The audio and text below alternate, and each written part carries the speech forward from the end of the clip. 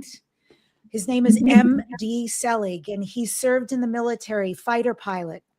Then went on to write for Netflix and for Showtime, and is deeply into this conversation about disclosure, UFOs, and ETs. He wrote a smashing book. And I mean, I help people with books for a living, so I'm a little bit jaded, but I mean, it is really a phenomenal book. And it's truth. And people like Barbara Lamb wrote endorsements and so forth, Laura Eisenhower. People were blown away by the material, but he has firsthand knowledge of what happens with the cabal, what happens with our government, and what happens with the people working in the government who are in the know about these UFO things, about these other species, about all of what's been going on since the 1940s. It's way deeper than any of us know, way deeper into the ocean, way deeper, etc. And absolutely, people's lives end. There are manufactured suicides. It's very real what they go through if they want to come forth and start speaking truth. Right. Well, that's why we need whistleblower protection, and we're still not seeing it. I mean, there's whistleblowers coming out, but even at those trials or those hearings, there's still people saying, well, we can't talk about that because they have an NDA, non-disclosure agreement. And that's not a real whistleblower. I think maybe it is. What do I know? But a whistleblower is ready to say, okay, this is the truth. And I need protection. My whole suspicion with Lou Elizondo and everybody over there is the fact that they tell you how they release information is that they say that they submit it to their higher ups, the people in the office, the Pentagon, and then the Pentagon reviews it, or whatever agency it is, they review it, and then they send it back redacted with the things you can say and what you can say, right? Literally giving you permission to say things. And then I know one whistleblower that was one person that was on Joe Rogan that hasn't become famous as a person in this community, but he was an Air Force pilot. He was saying that what they would do is they would submit these requests. I forget what it's called. Is it FOIA or something? But they would submit these requests to the agencies, and if the agency did not say deny that you are basically saying, if they redacted it rather than saying that this isn't actual factual information, you now know that that is actually factual information because they're not denying it. So does that make sense? If a whistleblower has to ask permission to come forward, are they really whistleblowing, or are they still working as an insider? Well, they are in the sense that they're saying more than anybody has said before. They are in the sense that the government is relying on them rather than the government being brave and coming forward and knowing we can handle the truth. They're using these people to drip the information out. And what Neil said is exactly correct. None of them come forward without the knowledge of the government about exactly what's going to be dispensed. And for example, this fellow, he only went by JP, guy in the military, always wore a full headgear. Nobody knew his name. Nobody knew what he looked like. But he was starting to speak truth that he was allowed to share. And also what's interesting about him is he's kept in the dark about many things on purpose. So he's allowed to know a lot of things, but not a lot of things. And he just recently, it was a really big deal. He was in Japan at a huge conference and he took off the headgear. We saw his face for the first time. A couple of months later, the government said, you can now say your name. And he's Jorge Pabon. And for JP. And so now we know his name, we know where he lives, we know what he looks like. So they're very slowly letting this out. I understand from people like Wendy Kennedy and Bashar and et cetera, that they have said to our governments, basically, we've been waiting all these decades. We've been making good on our promises to you, but you have not, in return in good faith, started to let the people know we're here. It's true. We're ready to connect. And so they've told them, we're not waiting anymore, and we're not waiting for you.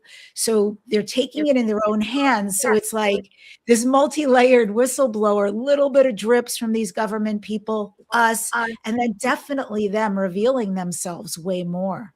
Right. So that leads into the question then, are all these people and that we're seeing on TV in Congress all a part of drip disclosure because they can't say anything unless they're allowed to say it? Or are there two factions that currently exist within so let's say the DOD, let's say the Pentagon, let's say the deepest parts of the three-letter agencies. Are there two factions that exist within that where there's some people that are kind of sick and tired of the cover up and the secrecy, and then they are the ones that are approving it to come through rather than it being strict? Because I heard that there's kind of this behind the scenes battle where there are people that are embedded in these agencies that actually want people to know the truth, and they're the ones that are allowing for people like Lou Elizondo to come out. So that's also a possibility. Yeah, I think Yes, there's more and than two factions. Go ahead. Alan, do you know this? Because, for me being part of the Hollywood Disclosure Alliance, and very involved with Steve Bassett and some of the other big players, I understand, and there's a new Ron James documentary coming out about this. Have you seen it? No, I've heard about it. It's the next level of the accidental truth. Yeah. Yes, perfect. And I saw a screening of it, a draft screening of it. And in it, you can see the people in Senate who are aware of the truth, who are fighting for the truth. There is a man and a woman. I apologize, I'm not going to remember the names, not my forte, but both of them are very proactive. I was thinking, Alan, you might know, because you go to these Senate hearings. I've been there. Are they congressional people that you're talking about? They are. And one is a gentleman. I think he's a Republican from a southern state, and another one is a woman, and they're incredibly in the know. And Paulina Luna and Burleson. I forgot his name. Burleson is really good, and Tim Burchett. Those three. And there's also a Democrat. Those three are Republicans, and there's a Democrat in there that's also part of those hearings. So yeah, those are people in. But they don't know anything. One of those congressional people asked, was it Grush or Elizondo, what does the government know? And I'm saying, you guys are the government. Why are you asking what the government knows? It was so confusing. Who is the government? If the government, congressional people are asking who's behind that. So I think what Michael was saying is right. There's a whole level of a rogue element that is threatening people like David Grush if they come forward, and that has to be exposed. That's at the bottom of the problem with disclosure. Who's ever the gatekeepers, the legacy programs, as they call it in the age of disclosure, that has to be somehow ripped open and say, okay, now is time, and maybe amnesty is what needs to be offered, because there's been a lot of weird stuff happening. Absolutely. I love what you're saying. And something that's very interesting, I think, and I'm going so blank right now. It's been a really weird day with the supermoon. I just want to say, I don't know if anyone else is feeling it physically or otherwise, but I am massively feeling it. And you were just saying something, and it's so important. No, I was just saying about how to get the people, really the gatekeepers, out in front. Thank you. Bingo. So here's the deal. And I heard this the other day, and I think that this is really important to think about. No matter what you think about President Trump, and I know we all have very polarizing ideas about him for many reasons. Certainly I do. But I will say this, if there was going to be any president to come out with the truth, this man does not care what anybody thinks. He doesn't care the chaos he creates. He doesn't care. If he's going to tell something, he's going to tell something. So if ever there was a president who could come out and rattle the cages and say, this has been going on, these exist, We are in contact, all of Right. that. I believe it is him. I agree with you there, but I personally think he doesn't care about this kind of situation enough, and it's. But if somebody, I think maybe Yeah. we're not seeing everything as what's really happening, because if somebody told him that ETs exist not alone in the universe, to think that he doesn't care about it and he's just shrugs it off. He doesn't care. I think he can't relate to it, and it's too bad. That's just my opinion. It'd be great if he could, because then he'd be right out there, like Debbie said, because he doesn't care what people think. But Yeah. I don't know. I will say that, think about it though, Vice President Vance is now on record twice coming out, speaking and saying, I am fascinated by UFOs. I'm Right. deeply into this He's subject. obsessed by it. Yes, and it's made Vance- many of Vance us and Marco wonder, Rubio. like, And is Marco this Rubio, also right? a whistleblower You know, trip? one thing I was going on? wondering and curious about is how Marco Rubio was there in the beginning times of the first few years for the disclosure move, coming out 2017 and onwards. And he was even, the COVID relief bill, the last page of the COVID relief bill had a page on UFO stuff, and that was Yeah. Marco Rubio, right? Right. And then all of a sudden he just dropped, he's like not a part of it anymore. No, he's in the movie. I mean, he's sort of. I think he has. He filmed the movie back then. He hasn't attended any of the congressional I wonder hearings. why. I think he's still. I don't know. Maybe I don't know, but I think he's still somehow concerned with it. Yes, That's I'm my just interested and curious as why. Just for example, how Tom DeLonge just dropped out of the picture, Should we bring Rebecca into this Yeah, let's discussion? bring And Rebecca. because you know Rebecca Hardcastle, Debbie? Yes. Hey, Rebecca, yeah. go ahead and start the camera. I think she. Hey, Rebecca. Hi. Hello. See you. Well, what do you think of this discussion we're having here, Rebecca? Well, Yeah. I wasn't initially going to go into this, but one of the things I do in exoconscious coaching is I try to get people to look at what's their exoconscious autobiography. Where have they lived? What have they done? And so in the mid 60s, I got dropped in Dayton, Ohio, near Wright-Patterson Air Force Base. And my father became the pastor of a German-speaking church. I don't know if there were any other German-speaking churches, but 20 years prior to that, Project Paperclip had been brought into Wright-Patterson Air Force Base. So many people in that church were scientists, engineers, German-speaking people. I lived in Dayton for quite some time, went to high school, and there was a big I lived near the Wright brothers' house. I lived down the street from the Manhattan Project at one point. That was at the Runnymede Playhouse in Dayton, Ohio. You were right about Patterson and his money, but I think a lot of the money that went into Wright-Patterson was also General Motors.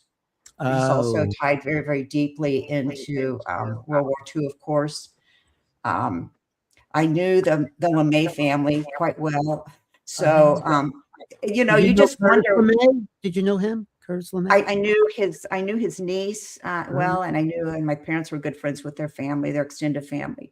So, but that ties in with the German part, because I knew them because I went to Otterbein College, which was a Church of the Brethren church, and founded by them, and that was founded by Germans in America. It's a uniquely United States church founded by Germans who were primarily abolitionists.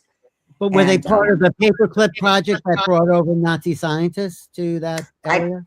I would imagine if I was in that German-speaking church for that many years, I would imagine that there were probably Paperclip people there. Because 20 years into the project, you were probably looking at people that were integrating into the Dayton community en masse. And that also caused me to go into researching, because I lived down the street from the Wright brothers bicycle shop. I worked in the building. So their father was a bishop in the United Brethren Church. He actually went full force against the Masons and wanted to get rid of the Masonic influence in the church, which was so big during that time of the Wright brothers growing up. And he lost that battle, of course. But so I got very interested in that. And then I moved, and I lived near the house that they bought when they started making money. But then I got very, very interested in Walter Bosley and the NIMSA project, NYMZA. I don't know if people are familiar with that. No, So but don't you think YMCA, you said? What's that, Neil? Did you say YMCA, Rebecca? No, NIMSA, NYNZA. Oh. So it's also called the it's like a California group of German scientists and engineers that actually brought forth a plane that flew way before the Wright brothers and introduced it to Abraham Lincoln. Oh, wow. And that was part of Joseph Farrell does a lot of research on that, as does Walter Bosley. It's a really important element to understand how German engineering was integrated into not only the space program. Of course, I worked with Dr. Mitchell for 6 years, but also integrated into those early. The Wright brothers knew about. It's the other name for it. So NIMSA and also Sonoran Air Club is another name for it, because they were out in California. So they brought a prototype to Lincoln, because Lincoln was using hot air balloons. And so that was really where the first black budget started, because Lincoln, part of the reason he floated the greenbacks was to pay for research into this aircraft. Well, don't you think the Masons are part of that? I mean, the Masonic temples that are really influencing a lot of political, Oh yeah, absolutely. Yeah. And the Wright brothers were taken to the Cosmos Club in Washington, D.C. and stayed there for some time, and were introduced into, that's the Wright brothers. I don't like to say this. My last name's Wright, but I'll just say, I think that the Wright brothers, in some sense, were probably a cover story for the black programs. Oh, interesting. Yeah. Wow. And then I came back. So I lived there in the mid 60s. Then I went to college, and I came back in the mid 70s then, and I worked for 15 years at Wright State University, right next door to Wright-Patterson Air Force Base. So I've got a deep, deep history in that. Wow. So that know area. that. Yeah. And being a childhood contactee, you just have to look at, as a childhood contactee, why was I moved to these different places or to work with these different people? And that's kind of what I'm going to talk about today, is the importance of knowing that you're placed different places. You see different things as a psychic person, as a contactee, and you need to pay attention to what it is that you're looking at. Did you have contact cases in Dayton when you were growing up there? Oh, yeah. I've had continual contact my whole life. But do you think Dayton in particular is a hot spot because it houses all those UFOs and things like that? Or just... I want to tell you something about Ohio, and I think it's very relevant today. And that's the fact that Ohio has always been a place where things were planted. So kind of ops were planted, different research things were planted.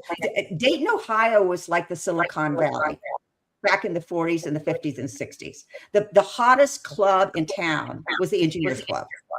That's the club everybody wanted to belong to.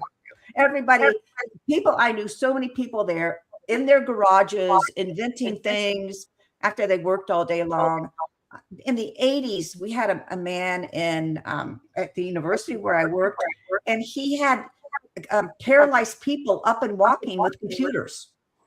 Wow. So I think it's kind of like a Silicon Valley. There's a lot of money that goes into it, but then also I think you have to look at modern day in Ohio. So you have to look at Epstein. You have to look at Epstein and Les Wexner in Dayton, Ohio. CIA comes in, starts flying in the Southern Air Transport. There's always been these centers in Ohio that have sort of cultivated this. Who would think? Cornfields, who would think? It's a perfect place to launch things. Wow. That's great. Neil, any comments? Should we get into the presentation? Yeah, do you have a PowerPoint, Rebecca? I do. I just want to say that what I'm going to talk about today, and I so appreciated Michael's presentation, because I'm going to talk about a bigger picture. So kind of doing a big eagle eye flyover of what this might look like. So right. So happy to have you there, and work with and hopefully you'll define exoconsciousness too. Sure. Okay. Mhm. Okay. Thanks. Thanks, Debbie. Thanks. Okay.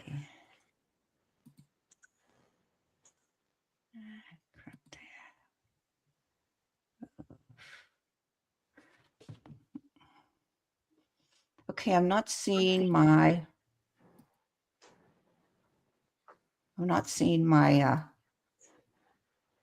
You click share screen, right?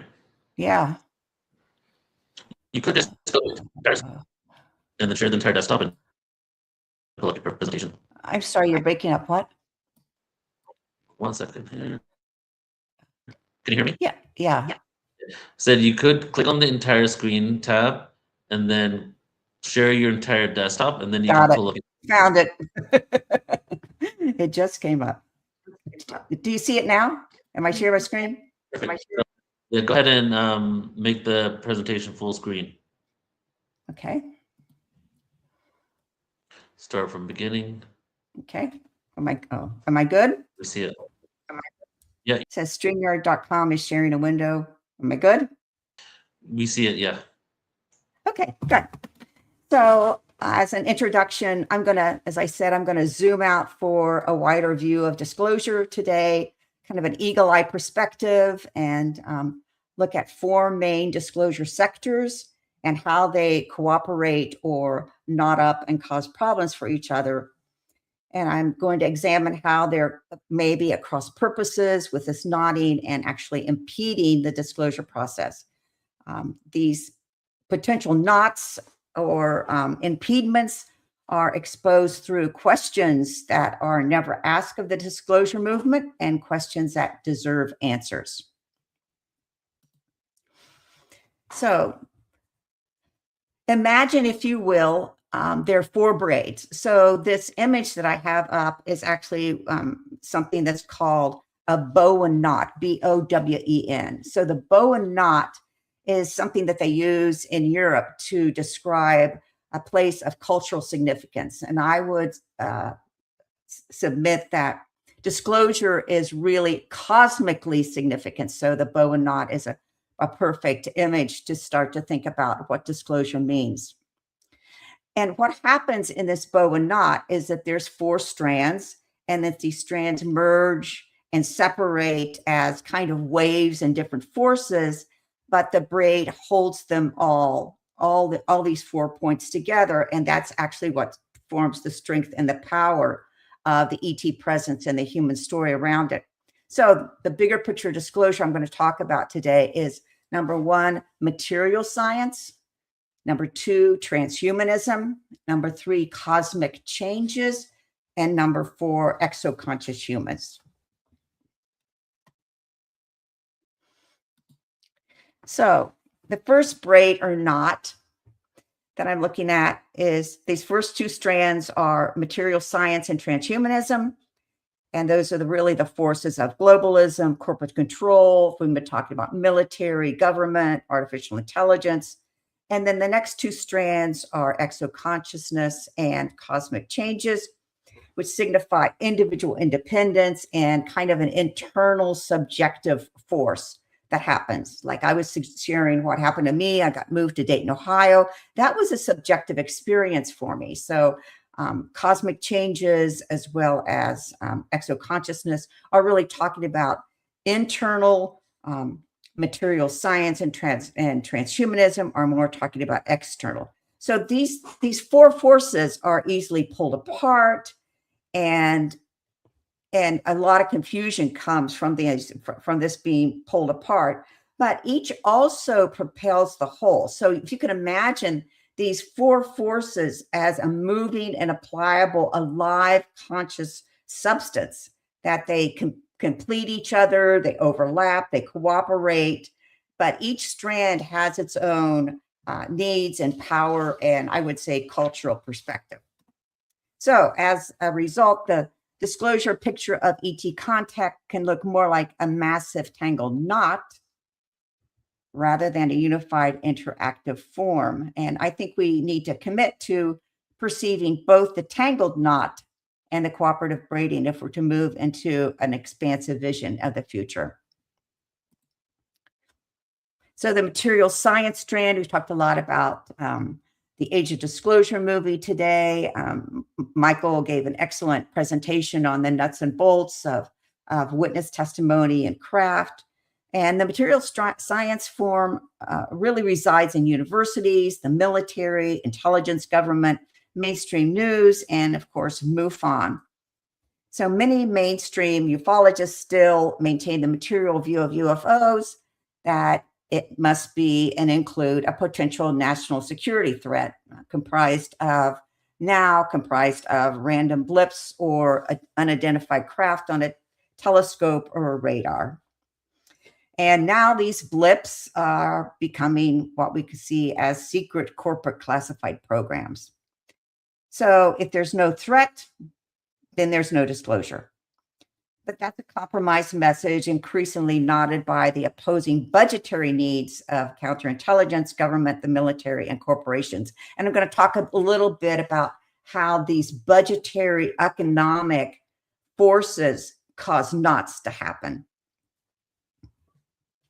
So one of the people that really highlight this material science strand, I think, and represent it is Avi Loeb. So he believes that data collected from his microscope on top of Harvard University equals material disclosure. And just to riff a little bit off of Michael's talk, I did a Substack on Avi Loeb. Avi Loeb has a very, very interesting background. He was actually part of the Israeli Taupoit program, which is equivalent to what's called the Jason program in America. So the Jason program was, I worked with some Jason scientists when I worked with Dr. Mitchell. So the Jason program, when you're brought into that, you're given a different curriculum than other people at universities are given. So you're given different subjects, you're given different faculty members, you're given a higher level of knowledge. And the Taupoit program that Avi Loeb was in was also part of this material science at a higher level. Interestingly enough, in the mid 80s, he got his PhD in plasma science. So at that point, I don't know of any plasma programs or plasma science degrees. We were just kind of getting into quantum science at that point. So he gets a PhD in plasma science. So, but he also gets pulled into Ronald Reagan's Star Wars program. So the Star Wars program is really the precursor to Lockheed Martin Space Fence, is the precursor to what Trump talks about as the Golden Dome. So Avi Loeb was working on this space fence, Golden Dome technology back in the 80s. So that's really where material science is going. It's my opinion, looking at Avi Loeb, that what he's probably doing is he's gathering data to build autonomous space vehicles. So if I live in Phoenix, Arizona now, and we have a lot of Waymo cars. So Waymo cars are Google cars that drive without anybody in the driver's seat. So a lot of college kids use them.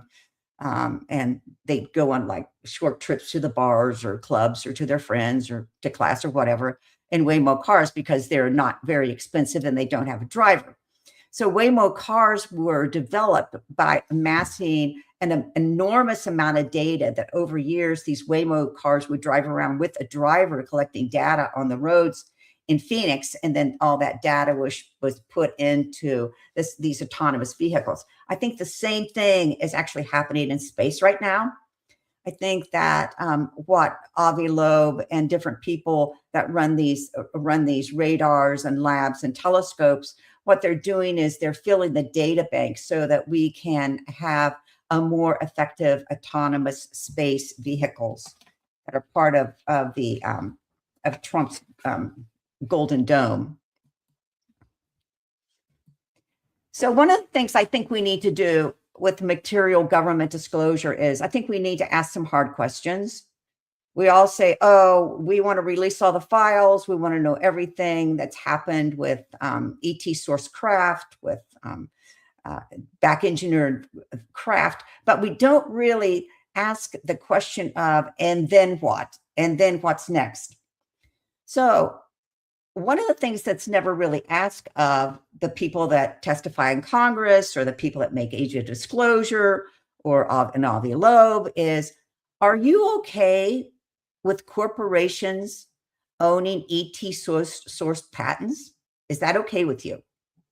No one really fleshes out that question, because if the corporations own the patents, it doesn't matter how many military whistleblowers you bring forward, the corporations still own the patents. The military doesn't own them. The corporations own them. Another question I think we need to ask is, as a material government disclosure person, a whistleblower, are you okay to move tech from corporations into the executive or the legislative branch? So I think Deb was just now talking about what would happen if Trump became the disclosure president. So is this okay with you to take a patent, to take an engineering away from a corporation and put it in and lodge it in an executive or legislative branch? No one ever really talks about that, because the president oversees the military. So if you move the ET tech into the military, well, then automatically the president, of course, the way our Constitution's written, would have oversight of that because it's part of the military. Is that okay with you? Another question I would ask of material government disclosure people is global surveillance. Are you okay? Are you okay with global surveillance monitoring, profiling, and predicting human behavior? So one of the things that came out of Trump's press conference yesterday about Maduro, I think it was, I'm not sure if it was General Kane or who it was, but someone was saying, we knew when Maduro walked his dog, we knew what clothing he wore, we knew when he went to bed, we knew what his health was like, we knew who he talked to. That is global surveillance. And all of that was possible because of satellites. So what's your guardrails around global surveillance? What's your guardrails around that? So if you're going to be a person in disclosure and you're going to be supported by Peter Thiel, for example, I've got another really good Substack on Peter Thiel and what his background is. If you're looking at that because he's building out the global space surveillance system, is that okay with you or not? The next thing that I think that we need to ask material disclosure people, and nobody ever brings it up, especially because the CIA is just so heavily involved in disclosure right now. Chris Mellon, David Grush told dark journalist Daniel List that he couldn't talk to Daniel List, that Grush couldn't talk to List because Chris Mellon, CIA, ran the disclosure project, and he didn't have permission to go on the show. So what did CIA do? They ran the MK Ultra mind control programs. The CIA works in lockstep with DARPA to bring brain-to-computer technology. So as material government disclosure people, as whistleblowers, are you okay with this exponential AI leap into MK Ultra mind control programs and brain-to-computer harnessing of human consciousness? Nobody asks questions like this of the people. And finally, will disclosure be abandoned and secrets hidden? I think that's really an important question nobody likes to ask. I think it's pretty obvious right now that the general public are tired of disclosure. They don't really pay too much attention to it. I know that the sale of Age of Disclosure kind of went south. Maybe when Spielberg has a new movie, it'll pick back up. And it's interesting because Lou Elizondo already set the stage for disclosure being abandoned. In 2021, he told Richard Dolan in an interview that he hoped to destroy ufology as we know it. And the direct quote from Lou Elizondo in 2021 to Richard Dolan was, go ahead. Waste your money. If you want to waste your money and, watch some dude drop flares off an airplane, I don't know what to tell you. I'll say this, and I don't mean any respect to anybody here in this audience, okay? but this topic has been fraught with fringe and conspiracy theories for a long time. Gee, I wonder why. This is why I said one of my hopes is to destroy ufology as we know it. And what hopefully coalesces afterwards is a pure scientific humanitarian effort to seek the truth, right? And stop telling people a false narrative, but seek the real truth behind what is. I'm not sure what Elizondo's doublespeak means other than he's asking for a way out of ufology's collapse, to enter into some kind of purified scientific material disclosure state of UAP knowledge, and the purer the better.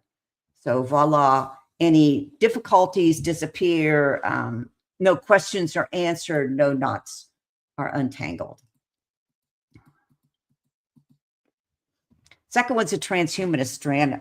People follow my work. I've been studying transhumanism for years. I really got into it when I was working for Dr. Edgar Mitchell in Washington, D.C., and people started dropping information about transhumanism on me. And I was like, you're kidding me, right? I could already see what was going to be unfolding for us today.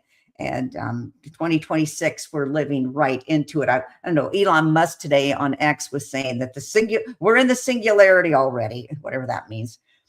So the transhuman strand is tightly woven through covertly within the UAP material through artificial intelligence. So transhumanism equals artificial intelligence.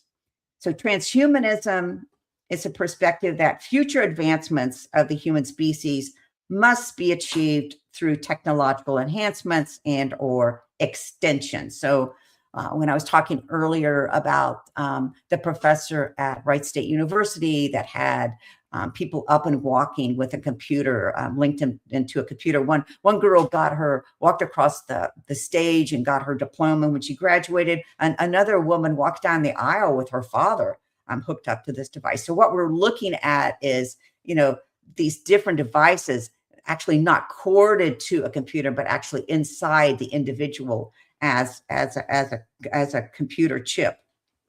So once again, an extension. So at the core of transhumanism is the development of a human technology to hybrid. And that's kind of what we were talking about. They were talking about with Michael Charette. Were these beings in the craft? Were they beings? Were they hybrids? Were they robotics? Were there some kind of chemical, biological, or biologic beings? What were they exactly? And that's part of transhumanism, to move to humans into this technological hybrid. So in our culture today, actually, ordinary people now perceive themselves as human technology hybrids. And they live a very robust second life, metaverse life, a la virtual reality goggles, video games. They experience their artificial transhuman feats on a screen or on goggles on their face. While their physical body may not attain hero status, they live vicariously through their data-inspired virtual twin. The virtual twin thing comes up a lot in disclosure discussions in Hollywood, like the Avatar movie. So your virtual twin or your quote avatar is not a blue bean. It's not this being that's this biological that it's going to be created. What it is, it's just a bunch of data that is put onto a blockchain, and that becomes your digital identity. It's literally a digital identity. It's nothing romantic. It's nothing flesh and blood. It's just all digital information, and it kind of goes back to when Madeira was captured. That's the kind of what they did. Without saying, was they created a very robust digital identity of Maduro before they captured him. So interestingly enough, the digital identity started at Purdue University, and one of the professors, Chakravarty, he spent 20 years now building what's called the Sentient World Simulation, SWS, Sentient World Simulation. And the whole project was put together to be able to, what now I think he's probably engineered a digital twin for every person on Earth today. So you probably have a nice, robust digital identity out on a blockchain somewhere that is you. And the interesting thing about that transhumanism in the digital identity is that when you get sick in the future, the diagnosis will not come from your physical body. The diagnosis will come from your virtual twin, from your digital twin on the blockchain, because that holds all your information and that will be tapped in by your doctor. When you go to apply to a university or to an educational institution, you will not physically be applying to the institution. Your digital identity will be tapped, read, synthesized, probably by an AI program, and then that will determine whether you're accepted or not. So it's going to be an all-pervasive situation. So if you would have a psychological or emotional problem, then you would go, they would not sit across from you eye to eye and say, you know, what's going on? What do you need? But in fact, they would look at your digital emotional profile on that blockchain and diagnose you according to that. So it's very, very comprehensive. All of us have it, and we need not romanticize it through some movie like Avatar. So more questions for transhuman AI disclosure people. I would like to say probably the most effective AI disclosure person is Gary Nolan. I don't know if people were aware or not, but yesterday Gary Nolan came out and said that disclosure isn't working, and that now he thinks we need Plan B. So Plan B disclosure is that we don't need government anymore. So we don't need government. So no more government hearings, no more government education, no more talking to people in different levels of state and local and national government. But he's ready to move into Plan B disclosure that doesn't need a government. So just looking at who Gary Nolan is, he's, of course, a professor at Stanford, but he was also very heavily involved in working for the CIA with Havana syndrome. Havana syndrome is people that were in different embassies throughout the world, especially I think it started in Havana, Cuba, where it was first publicly identified. I'm sure it happened way before that. But in Havana, Cuba, they were struck by this electromagnetic waves that affected their brain and made a lot of people ill, mentally ill, physically, psychologically ill. One of the best people to read on this, the Havana syndrome, is a doctor named Michael Burr, B-E-R. He's got a Substack. He's very well informed on that. So Gary Nolan was brought in by the CIA and works for the CIA and the Havana syndrome and all these different, what happens, he was examining people who were experiencers and were, near craft, what happened to their brain. Gary was also very, very highly involved with the mRNA gene technology. So best friends with Dr. Fauci. So Gary's very, very much of a transhumanist. So there's 3 branches of transhumanists that we need to be aware of. There's the genetic engineering. So that's what I was just talking about with the vaccines, with the CIA, with the brain to computer implants, mRNA gene technologies. All of this is part of genetic engineering, synthetic biology that's happening. The next one is, of course, geospatial or geoengineering, and that's this artificial space fence that I talked about, or geoengineering that's going to happen for the Golden Dome. All of this is part of transhumanism, satellite arrays, HARP, I just want to add that just to make people aware. So Trump wants a missile defense with a Golden Dome over the United States. He'll probably extend it down into Canada, if not down into South America and up into Canada and Greenland and Mexico. But other countries have these Golden Domes also. They just have different names for them. So, of course, Israel has the Iron Dome. Taiwan has something called the T-Dome missile defense system. Italy has a missile defense system, and they call it the Michelangelo defense system. So the globe is probably going to start looking like this array of these missile defense umbrellas that go up all over the globe, all over the planet. So planetary umbrella system. And then there's social engineering that's part of transhumanism, which is the memes that we use today to steer human behavior, mind control programs, MK Ultra is all part of it. Social credit control systems, the news, the media, all that's part of social engineering. So I would ask transhuman AI disclosure people like Gary Nolan, is it okay to tokenize Earth's resources and move ET tech from the corporation into government ledgers? So in my Substack, Rebecca Hardcastle Wright, I talk a lot about tokenization. This is really important to realize what's happening. So tokenizing means that you could say go into a national park and you could take, say, Yellowstone Park, and you could tokenize it.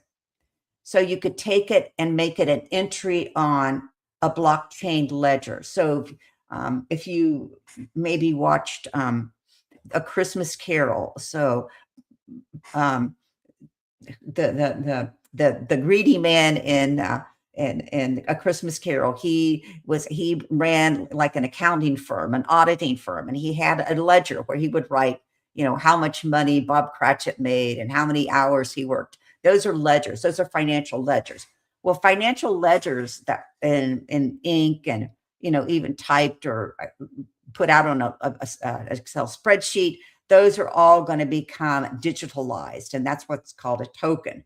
So what happens when you take Yellowstone Park and digitalize it is that you fractionalize it. So now you can sell off pieces of natural resources to multiple people. So I can give Alan a tiny little piece of Yellowstone, and I can give Neil a tiny little piece of Yellowstone, and that will be a token on their personal ledger. So first it could go into something big like BlackRock, or it could go into a government ledger. It's probably going to go into a government ledger if it's resources. So transhumans never really talk about what that means. What's that going to mean? What's that going to mean for humans on Earth when everything becomes tokenized and every resource becomes tokenized? I just want to say that this has been going on again for a long time. In the 1970s, there was a group in California that developed something called the Philo Code, PHYLO code. And the Philo Code actually was a bunch of engineers who got together and decided that they were going to put a blockchain barcode on every piece of nature. So every piece of nature already has a barcode on it. You and I probably have a barcode on us. So the Philo Code in the 70s set this out. So it's been going on for 50 years now. And that's part of the tokenizing of the Earth's resources, something that AI disclosure people never really talk about, and yet they're heavily, heavily involved in it. Do transhuman AI disclosure people support ET tech from corporations to the executive treasury or the Fed? Once again, that's what the tokenization is going to be. Who's going to run the tokens? Who's going to run the token blockchain? Is it going to be the executive branch, the Treasury, or is it going to be the Fed, or is it going to be Congress? Who's going to run this? Nobody talks about it, and nobody asks the question. But yet, if you're going to disclose not only Earth's resources, the tokenization is going to also move into space. So they're going to be tokenizing large portions of the moon, large portions of Mars, wherever they've been moving out into space, an asteroid. All this will be tokenized and moved into a digital economy. And yet, disclosure needs to talk about this. Does a transhuman AI disclosure person support the establishment of smart tech-controlled cities? Smart tech-controlled cities are already in existence in the world. So smart cities are based on the belief that it's called the Dark Enlightenment. A man named Ian Davis goes into it. Smart tech-controlled cities, as part of the Dark Enlightenment, is the whole idea that humans no longer run government. So all of this Democrat versus Republican, all of this racial divisiveness, all of this political divisiveness that's happening today, is one of the forces behind that is the establishment of smart tech controlled cities. So people get so tired of government not working. So government doesn't work with the Epstein files. Government doesn't work with all the fraud that they're turning up. Government doesn't work for disclosure. Let's get rid of government and let's just have Doge AI come in and run everything. That's how smart cities are going to operate. Our transhuman AI disclosure people, is it Gary Nolan? Is he in favor of that or not in favor of that? I don't know. Nobody ever talks about it. Who's going to control the technology? If you're interested in AI, one of the best people to read is a man named Gary Marcus, Marcus. He invented the software for Uber. And one of the things he goes into deeply, he's got a Substack, is what's going on with who controls the technology, who makes the guardrails. And this is something that our transhuman AI disclosure people talking about or wondering about, or are they just kind of going to let it unfold? So who's going to control the technology also goes into who's going to control the ET technology.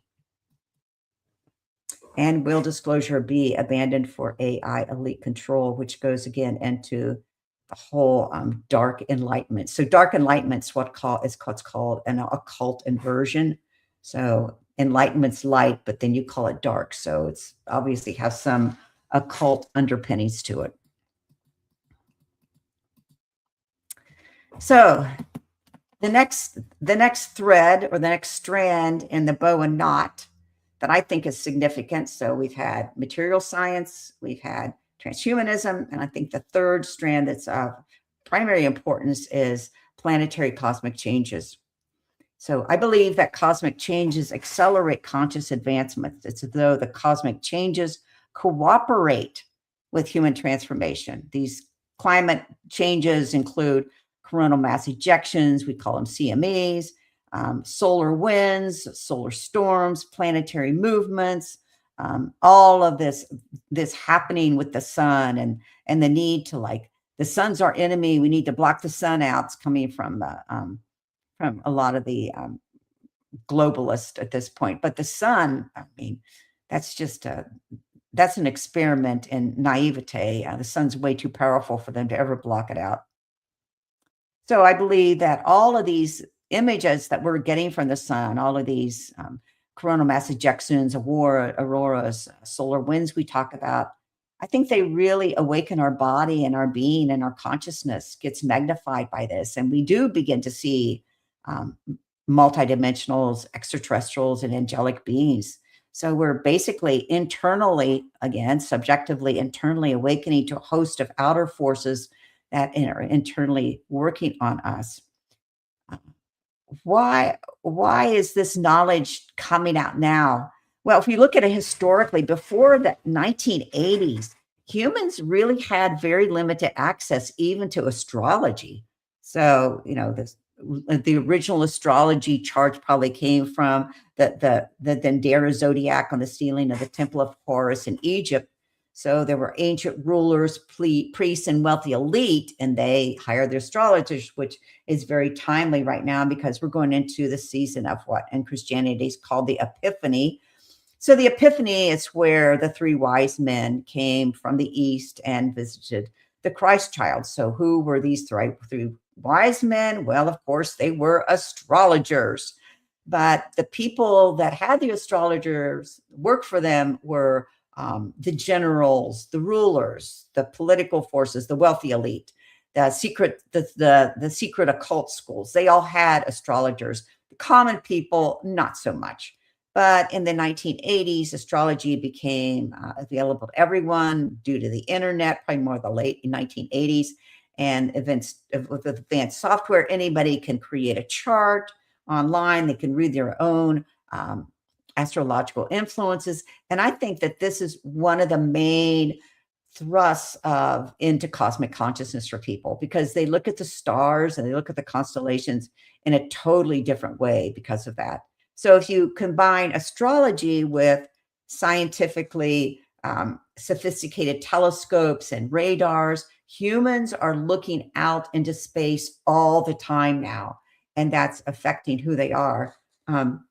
Just a really short story. So when I worked with Dr. Edgar Mitchell and lived in Washington, D.C. as his representative, I went to visit the Hubble Space Telescope one day, and the head mathematician took us around. Mario Livio took us around and showed us different places in the Hubble Space Telescope. And we came down this big room, and it was filled with those metal library shelving that you see in offices, old office furniture that was metal. And I looked down one of the aisles of these metallic metal library features, and down at the end of one of the rows was a man sitting at what looked like to me like a IKEA table. Quite frankly, it looked like an IKEA desk, and he had a small computer in front of him with a screen. And I looked at Mario Livio, and I just said, intuitively, I said, "What's that guy doing? What's he doing down there?" And Mario Livio looked at me and he said, "Oh, he's colorizing space." Colorizing space. He said, the space images from Hubble come to us black and white, grainy, gray, dull, boring. And he sits there and makes it have color and bring it alive. So I think the colorizing of the space that we're seeing via computers is something that's also affecting our cosmic consciousness. I think another important person in cosmic consciousness and in planetary changes is Susan Manwich. She has a Substack called IET Evolve, Everyday Earthing and Energy Wisdom. And her whole idea is something called electromagnetic neurogenetics that describes the earth changes and the electromagnetic shifts that we're going through. You can subscribe to her IET Evolve if you're kind of into this sort of thing. And she does a really beautiful, like 5 to 8 minute I guess it's kind of like a podcast that's part of her Substack. And she talks about for the day, what's happening on Earth, what's happening with the sun, what's happening in the cosmos, and how does that, directly affect your energy? Does it calm you? Is it bringing you chaos? What exactly is happening with that? But I think we also need to know that on Earth, these cosmic changes also need to be equated with geoengineering, all these, what's happening to the Earth. For example, CERN's particle reactor in Switzerland, it affects not only the Earth's magnetic pole, but it also above the Earth affects the magnetosphere, and it may be affecting the sun. We really don't know. So we're dealing with a very volatile sun right now that we're moving deeper and deeper to an understanding of it. And we're simultaneously, as humans, developing these geoengineering situations on Earth. So if you have a CERN that is actually affecting the Earth's magnetics, that's affecting the magnetosphere above the Earth, and it's affecting the sun, then there's no wonder that all we'd hear about is pole shift and the pole shift narrative and at the end of time narratives, because of course, that's something that humans are aware that there's something very dynamic, not only coming from the sun, but also coming from human geoengineering. So then we come to exoconscious humans untying the knots, the 5 Ps. So I'm going to have to talk about 5 Ps today. And it's the best way to think about what exoconscious humans are doing. So exoconsciousness we define as the innate human ability. So we believe that every human possesses the innate human ability to, so not special people, not channelers, not people that have been downloaded, not people that come from, mystery school families or have been Rosicrucian for 5 generations or belong to theosophical schools or anthroposophical schools. But quite frankly, it's just a natural human ability to connect, communicate, and co-create. So connect, communicate, and co-create with extraterrestrials, multidimensionals, and spiritual beings. So we include spiritual beings because a lot of people in our community have a lot of contact with spiritual beings. That's quite common. So we believe that we as exoconscious humans combine to create a soothing force that unbinds a lot of the material knots that we've been talking about, that can begin to look at very clearly with clear eyes and with discernment a lot of the questions that we've been asking about material science, about transhumanism. And that each strand that I've pulled, material, transhuman, exoconscious, cosmic, all of those have their own needs, their own power, or their own cultural perspectives. So what we want to see happen is that these perspectives come into some kind of balance. All 4 forces will remain. It's not as though we're going to, all become exoconscious and get rid of all of the material science people, or become exoconscious and get rid of all of the transhuman AI movements in the world. That's just not going to happen. We have to learn to live within this earth with all these different forces. So we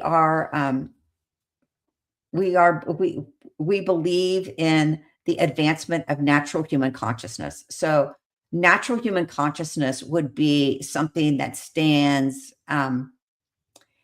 could stand in harmony with transhumans. So transhumans, as I said, believe that there needs to be a technological advancement in order to be a transhuman. We believe that natural human consciousness, natural human physical bodies are what are really going to take us into the future. And that psychic intelligence and contact experiencers are what are going to bring in the advancement that needs to happen to calm everything down, to untie these knots. We believe that the exoconscious body and brain nervous system is a receiver, a transmitter, and a creator of this information, and that every human receives downloads of communication and direction and uploads into the data field. I think Vincent talked about Dan Brown's new book, Secret of Secrets. I have to admit, I'm only halfway through it, but he's really talking about, in the book, he makes it into this big drama that, this writer, this neuroscientist has just discovered that there's consciousness beyond the brain, even though people have been talking about forever, like Rupert Sheldrake and many other people, but makes a big drama in the book about it. But he does cover a lot of near-death experiences, a lot of consciousness information. So if you're into consciousness, pick up Dan Brown's book and read it. It's very, very interesting. Since we believe that contact is innate for all humans, we also believe that we're in a peer-to-peer relationship with our contacts. So that means that we believe that if we channel, like Kevin Briggs in our group channels the Council of Eight, or if we bring in information as an artist, Aurora is an artist that draws the Council of Eight to bring it into knowledge for us, that we're in a peer-to-peer relationship, on equal footing with these extraterrestrials. So we're not really dealing with what you would look at as the ETs are smart and we're stupid. I mean, we don't really believe in that kind of philosophy. We believe that we're in that part of that. we share that field of consciousness with them. And as that, we're in a peer-to-peer level. So the first P, so I'm going to talk about 5 Ps. The first P is post-disclosure, and that's the Institute for Exoconsciousness. We are a post-disclosure group. So a lot of what's going on in government, in the halls of government, and in the hearings that are happening, and different whistleblowers that are coming forth, we believe that as contactees, that we are post-disclosure, and a lot of this is just people needing to catch up, important work that needs to be done on a political, sociological, film level. With Steven Spielberg's new movie come out, books like Dan Brown's Secret of Secrets, but as contactees, we're post-disclosure. That's the first P. The second P, and can you let me know if this is playing? Is that playing, Neil?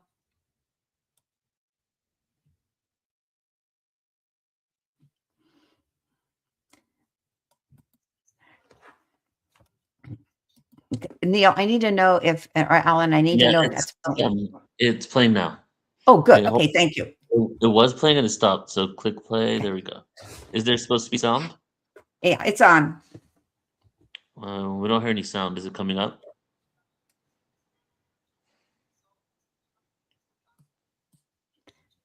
So it's not working. There's no sound, but you'd Okay. probably have to reshare your screen and click share sound. You want to do that? Sure. I stopped share. So yeah, click the share screen. Oh, wait, I need to get out of this.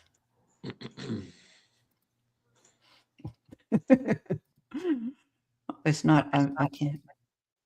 So You when need you go, to- there should be a little icon here. Let me see what like. Yeah, can you help me, please? Yeah, so click share screen again, and then at the bottom it says also share tab audio or screen audio. Okay. You see that? Share system audio. Make sure that's selected. Okay. Okay, share screen. Share screen. Okay. Just make sure you click the share system audio. I see an audio. You see it? I just see tips. Tips. I'm not sure what tips are. But Says you see the screen screen sharing share tips. window. Okay, I got you. No. Oh, I see you it. see It's it? on. Also- Yeah, it's on. The audio tab's on. Let's do it again. Okay. Let's try it out. Okay. If it doesn't work, I send it to you. Oh yeah, I'll pull it up just in case. Yeah, why don't you go ahead and pull it up, because I have a feeling it's not going to work. Let's see, what email did you send it to? 1 second here. Okay. There we go. Well, okay, I'm gonna do it. Okay. Why don't you go ahead and do it? Let's get the video. Because it's important. Planetary Constitution is the second P.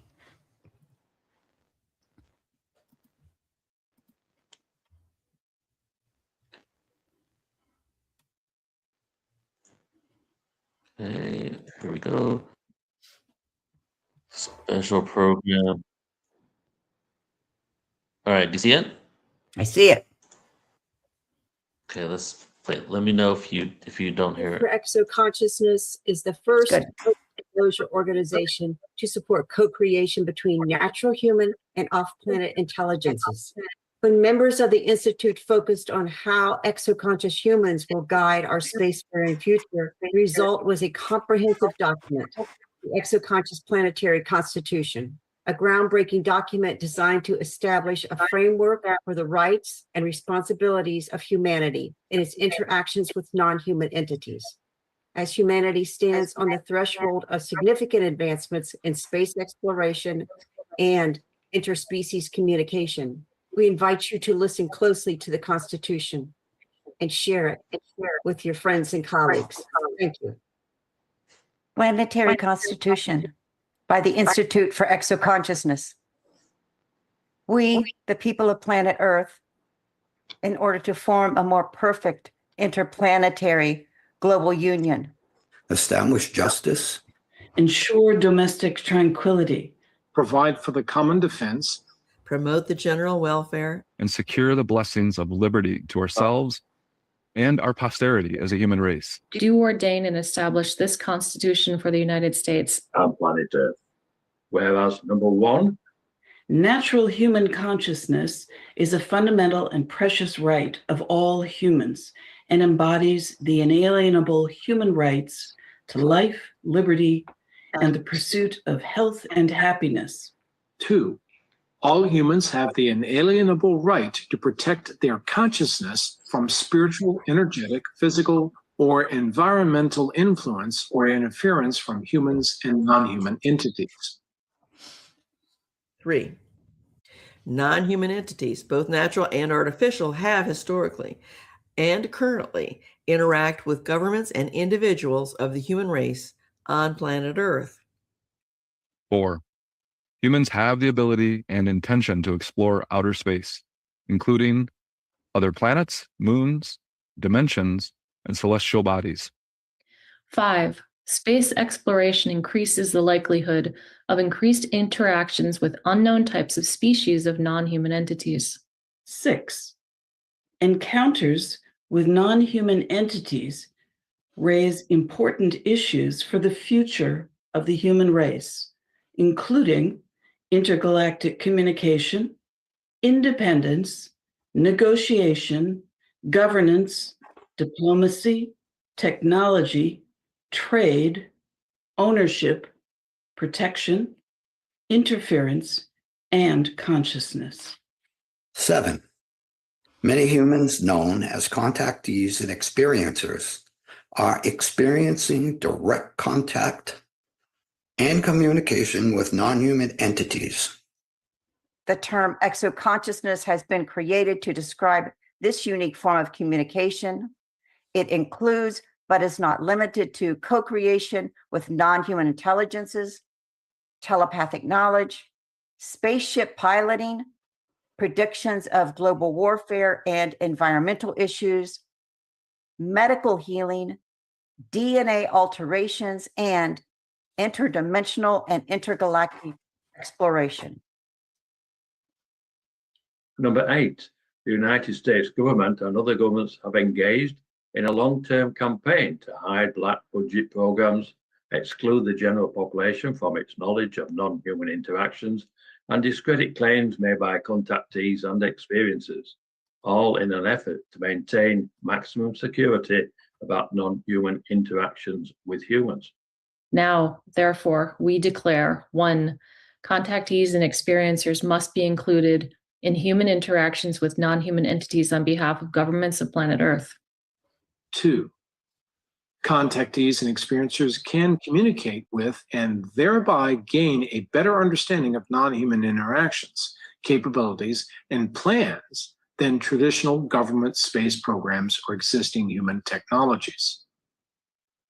3, The inclusion of contactees and experiencers in government discussions and interactions with non-human entities will reduce the likelihood of planetary conflict, war, and destruction, and increase the likelihood of accurate communication, mutually agreeable goals, peaceful cooperation, and interspecies respect. On September 20th, 2024 at 8:00 p.m. Eastern Time, the Planetary Constitution was signed by Rebecca Hardcastle Wright, PhD, founder and director of the Institute for Exoconsciousness, Nancy Duterte, Esquire, co-director of the Institute for Exoconsciousness, Linda Martouche, Contact and Consciousness Advisor, Institute for Exoconsciousness, Susan Manwich, MS, PhD candidate, New Energy Advisor, Institute for Exoconsciousness.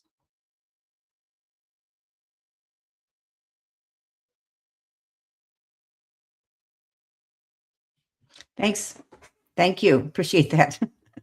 So I'll go back to my PowerPoint. I'm almost done real quick.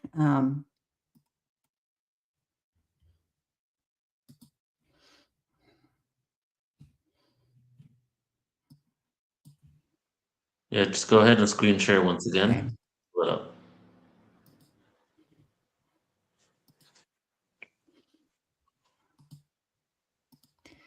Okay. There we go. Got it. Okay, got it. Current slide. Okay, basically, just to go back to the planetary constitution. So what we're saying there is that as we move into space, and as I've been talking about the Golden Dome and these different space structures, autonomous space vehicles, moving into different planets for exploration, these dark programs, if they don't involve extraterrestrial experiencers, they're going to miss out on an opportunity, because we have been communicating with these beings, these intergalactic extraterrestrial beings, as well as multidimensional beings, and experiencers could be a pathway for peace and mutual understanding, as opposed to war and attack and missile defense. So the third P is a plasma course. We're going to be offering a plasma study course. I think plasma science, going back to Avi Loeb. So Avi Loeb got a PhD in plasma science. Obviously, we've been through, I don't know, what, about 20 or 30 years now of quantum science. I think what we're going to be moving into next is really an understanding on the citizens level of plasma science, and we want to make that possible. Plasma is involved in orbs, light beams, crop circles, space weapons, energy, different energy systems, and DNA. It's interesting that and people are following these data centers that are being built that are supporting the artificial intelligence structure of transhumanism. So they're an extraction technology, actually. So these data centers that are being built to house all the digital information that they're compiling are extracting a lot of water as well as a lot of energy. So here in Arizona, where we don't have a very robust water table, to say the least, for example, they've been building data centers in Arizona.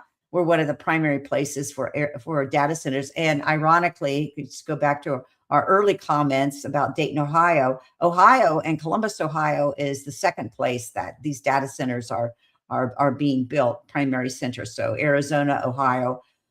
What's happening in Arizona is that as they come online, these fissures and big cracks are appearing actually in the land of Arizona, because the water table, the little bit of a water table that we have, is being severely depleted. So I don't know if people are aware of it, but Trump came out about a week or two ago talking about TMTG, something called TAE, which means tri-alpha energy. So tri-alpha energy is actually plasma energy, plasma fusion energy. And people are aware probably also that a world-renowned plasma scientist was killed about the same time that Trump came out talked about that.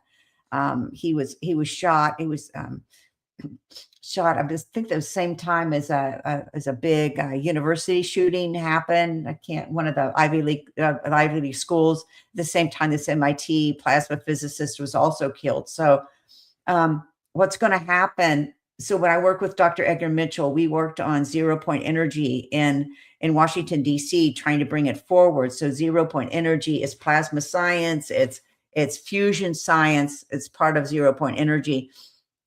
But there was, of course, pushback and no real welcoming of that in Washington, D.C.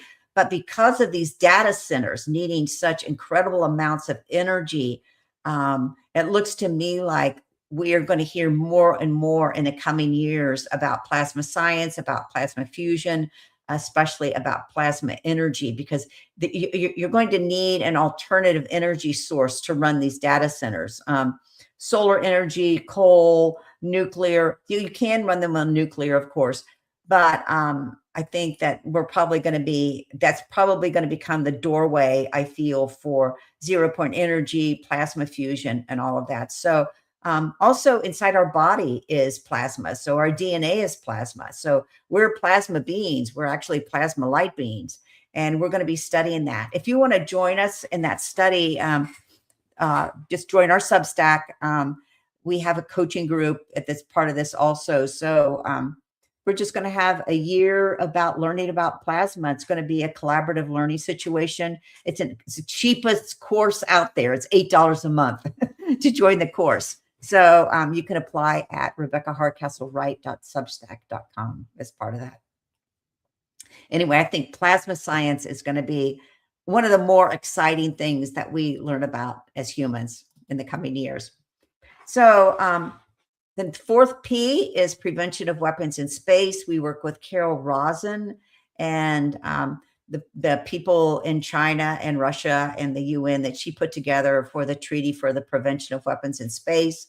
So this ties in again to the Golden Dome for America, this layered defense, early detection. Who's going to lay the guardrails down on this? Who's going to lay the guardrails down? Who's going to have control over it?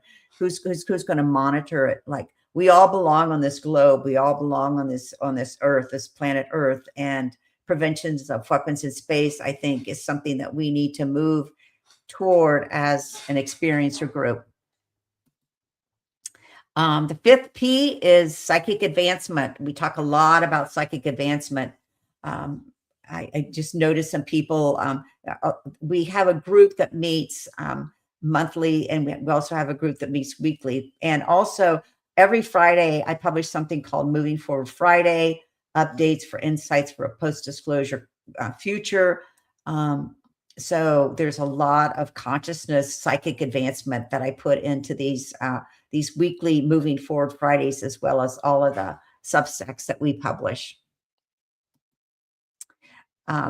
Just quoting from our most recent Substack, the turbulence we are experiencing globally today is like a churning sea of consciousness. Sediment from the bottom is being carried to the surface as waves plunge below. Quote came from Nancy Duterte, the co-director of the Institute for Exoconsciousness. So how do exoconscious humans navigate into the 2026 new year churn? If you are psychically sensitive, you sense the churn, the now visible sediment from the bottom. The churn awakens and sharpens your navigation abilities. The churn pulls you further below and tosses you farther above than you've ever been, down into the core of the earth and above into cosmic consciousness. Churn reorients you and provides opportunities to leverage your advanced human abilities. I'm going to read that again. Churn reorients you and provides you opportunities to leverage your advanced human abilities. In 2026, we set our intention and take strong strokes into the churn. We take strong strokes into the churn, birthing abilities, co-creations. Our shift to exoconsciousness is a global co-creation phenomenon, bringing inventions and innovations to the fields of science, education, art, space, and spirituality. It sounds big. It is. You can join our future with our website that has all of the people that are part of our exoconscious community. I just want to say that I'm giving this presentation, but this is a community involvement, and you'll find the community at exoconscioushumans.com. We have weekly coaching. We also have a monthly coaching through our Substack. And we also have an Exoconscious Humans YouTube where you can meet a lot of the people who are part of our community. So this is my information to contact Rebecca Hardcastle-Wright at gmail.com, or Hardcastle-Wright. My website is exoconsciousness.com, and our community website is exoconscioushumans.com. Thank you. Thank you so much, Rebecca. Well, what is a churn? A churn is like shaking something up. Yeah. Something, the right? chaos. The chaos is the churn. Yeah. Rebecca, so I appreciate what you're doing, but we have many groups coming together. How can we bring all these groups, what Don Schmidt is doing, what I don't know. There's all what I'm helping this thing called UApedia. I mean, how do we start to network all these people on the edge here, like Portal to Ascension? What do you suggest? The thing I like best, I don't know, I've been on Substack now for about a year and a half. And the thing I like about Substack is it networks everybody. It does, huh? Yes. and it networks them well.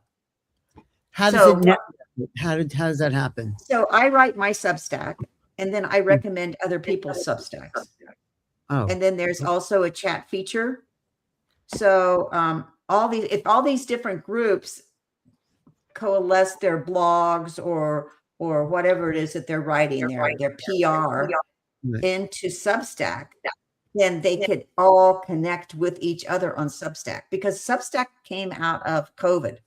So when a lot of people left universities or medical professions during COVID, they wanted a place where they could openly talk and have free speech about what was happening. And so that's what really birthed Substack. And it allows you to read other people's writing, to see what other people are doing actively in this sphere. I just think I think Facebook is a lot of these social media platforms are too diluted. Yeah. So where would you start on Substack? Who would you start with? Well, if any of these groups that you just referenced, if they're on Substack, then I can recommend them and restack their Substacks. Right. But could we have like a meeting where we're bringing everyone together? I mean, I think that'd be a great idea. I think that would be a great idea. With these conferences, but I've had the dream for a while. If we had all these conferences, all these producers, all these organizations come together to create one thing jointly. Well, I think we're actually doing that. I think we're doing one thing. We're just not identifying it.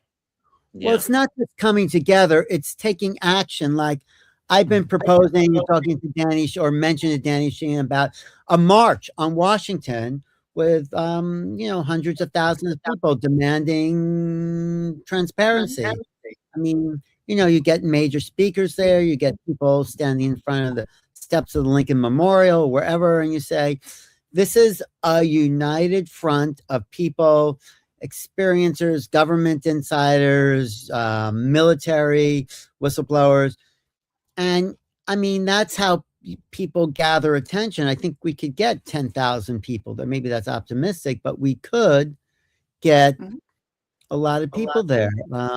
It's like, what's the goal that you mean to push for disclosure and for the fact that we're not alone, the knowing about the UFO? I would say pushing for the fact that the government does know something and they're hiding that truth, and we are kind of in the dark about what's going on. And I would actually say that given what's happened with the congressional hearings, I think the military knows. I don't know how much the government knows. And so what you're really, I think in many ways, the current disclosure process, it's misdirected. You need to be talking to the military.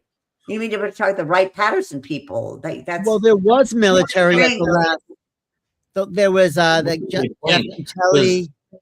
Imagine you did this on. Imagine you did this walk on DC, and all the congressional members and all the people in Congress are there, and then they have people are asking them to come out and say something. They're not even the ones in on it. Therefore, if anything, they're figuring out that they've been lied to, and they thought that they were able to. They're way behind where Neil and Alan are. In the last congressional hearing, you had 3 military people. You had Dylan Boylan, you had Jeff Nuttili, and there was another guy there from the Navy. They're coming out and saying it, but they're not the ones who are keeping the secrets. They're out with it. I think corporations too. I think there's 2 places that know. Corporations like Lockheed Martin and the military. Right. I think Intel is kind of guarding the hen house. I think that's what they're doing. You addressed one of the points that if private corporations have crash retrieval material that's given to them from the military, and they're developing technology from that belongs to the American people, and the American people. No, that belongs to the corporation. No, but it's military that is part of the U.S. Well, then that would need to come from the military. No, but the military is funded by, I guess, taxes. And if they're giving things to private corporations, whatever's developed out of that belongs to the American people. That's my, Right. and I so it's think not that, happening. yeah, I just think that trying to go to Congress, I mean, having lived in DC when I worked for Dr. Mitchell, trying to go to Congress and educate people, that's a tough thing. That's a tough thing to do. You can maybe pull out, one or two people, but even then, I mean, you guys know, you spent years reading books, interviewing people. You know how long it takes to really understand what's happening. I don't know. I would target military, and I would target high-level corporations. Yeah, I don't think there's any, when it comes to, like, there's definitely things you need to be aware of and concerned about. When it comes to the disclosure of the fact that we're not alone, I personally think we don't need to worry about it, because if you just look, like, you guys have been in this for a while. Alan, you've been in for a long time. Like, So what's Rebecca, happening right now, 20, 30 years ago, there's nothing like it. And that's why we're so excited about it. That's why we're doing these routine events. So it's coming out slowly but surely, but we don't have to say it's inevitable and just mean that from our own spiritual perspective. We can look at what's going on TV and Congress, the conversations that are being had, and then we can just say, like, well, it's happening. It's happening in their own way, and everything they do, even if they lie to us, even if they lie on TV, I don't feel that it's having a negative effect per se, because all it's doing is waking up more people to the fact that we're not alone. And there's all these millions and millions and millions of people that had no clue about any of this world that now know about it just in the last right. 5 years. And I think Spielberg's movie is going to help a lot. I mean, Day of Disclosure, it's right there. I mean, he would not have made that movie unless we, the people, have been making a lot of noise that there's something going on, So I think we help contribute to some of the media frenzy. I mean, not just us, but, last 60 years, people like Stephen Bassett, Linda Moulton Howe, John Mack, Whitley Strieber. These are the heroes and pioneers that have made this movement, a people's movement. I mean, what Danny Sheehan is doing. So I think, yes, we can keep going, but somebody talked about disclosure fatigue. Okay, we keep pushing, and then, like, where does it get us? But maybe it is getting us somewhere. Maybe it is. I mean, Rebecca, what do you think? You've been in this probably longer than anyone since you. Well, I was caught off guard a little bit by my talk. I talked about Gary Nolan. He said, let's go to Plan B. Maybe. What does he mean by Plan B? No government. Well, what does that mean, though?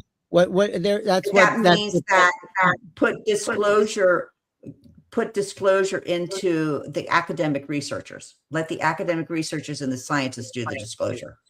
I would submit that our Plan B should be let the experiencers be post-disclosure. Let the experiencers, like what you're having with this seminar.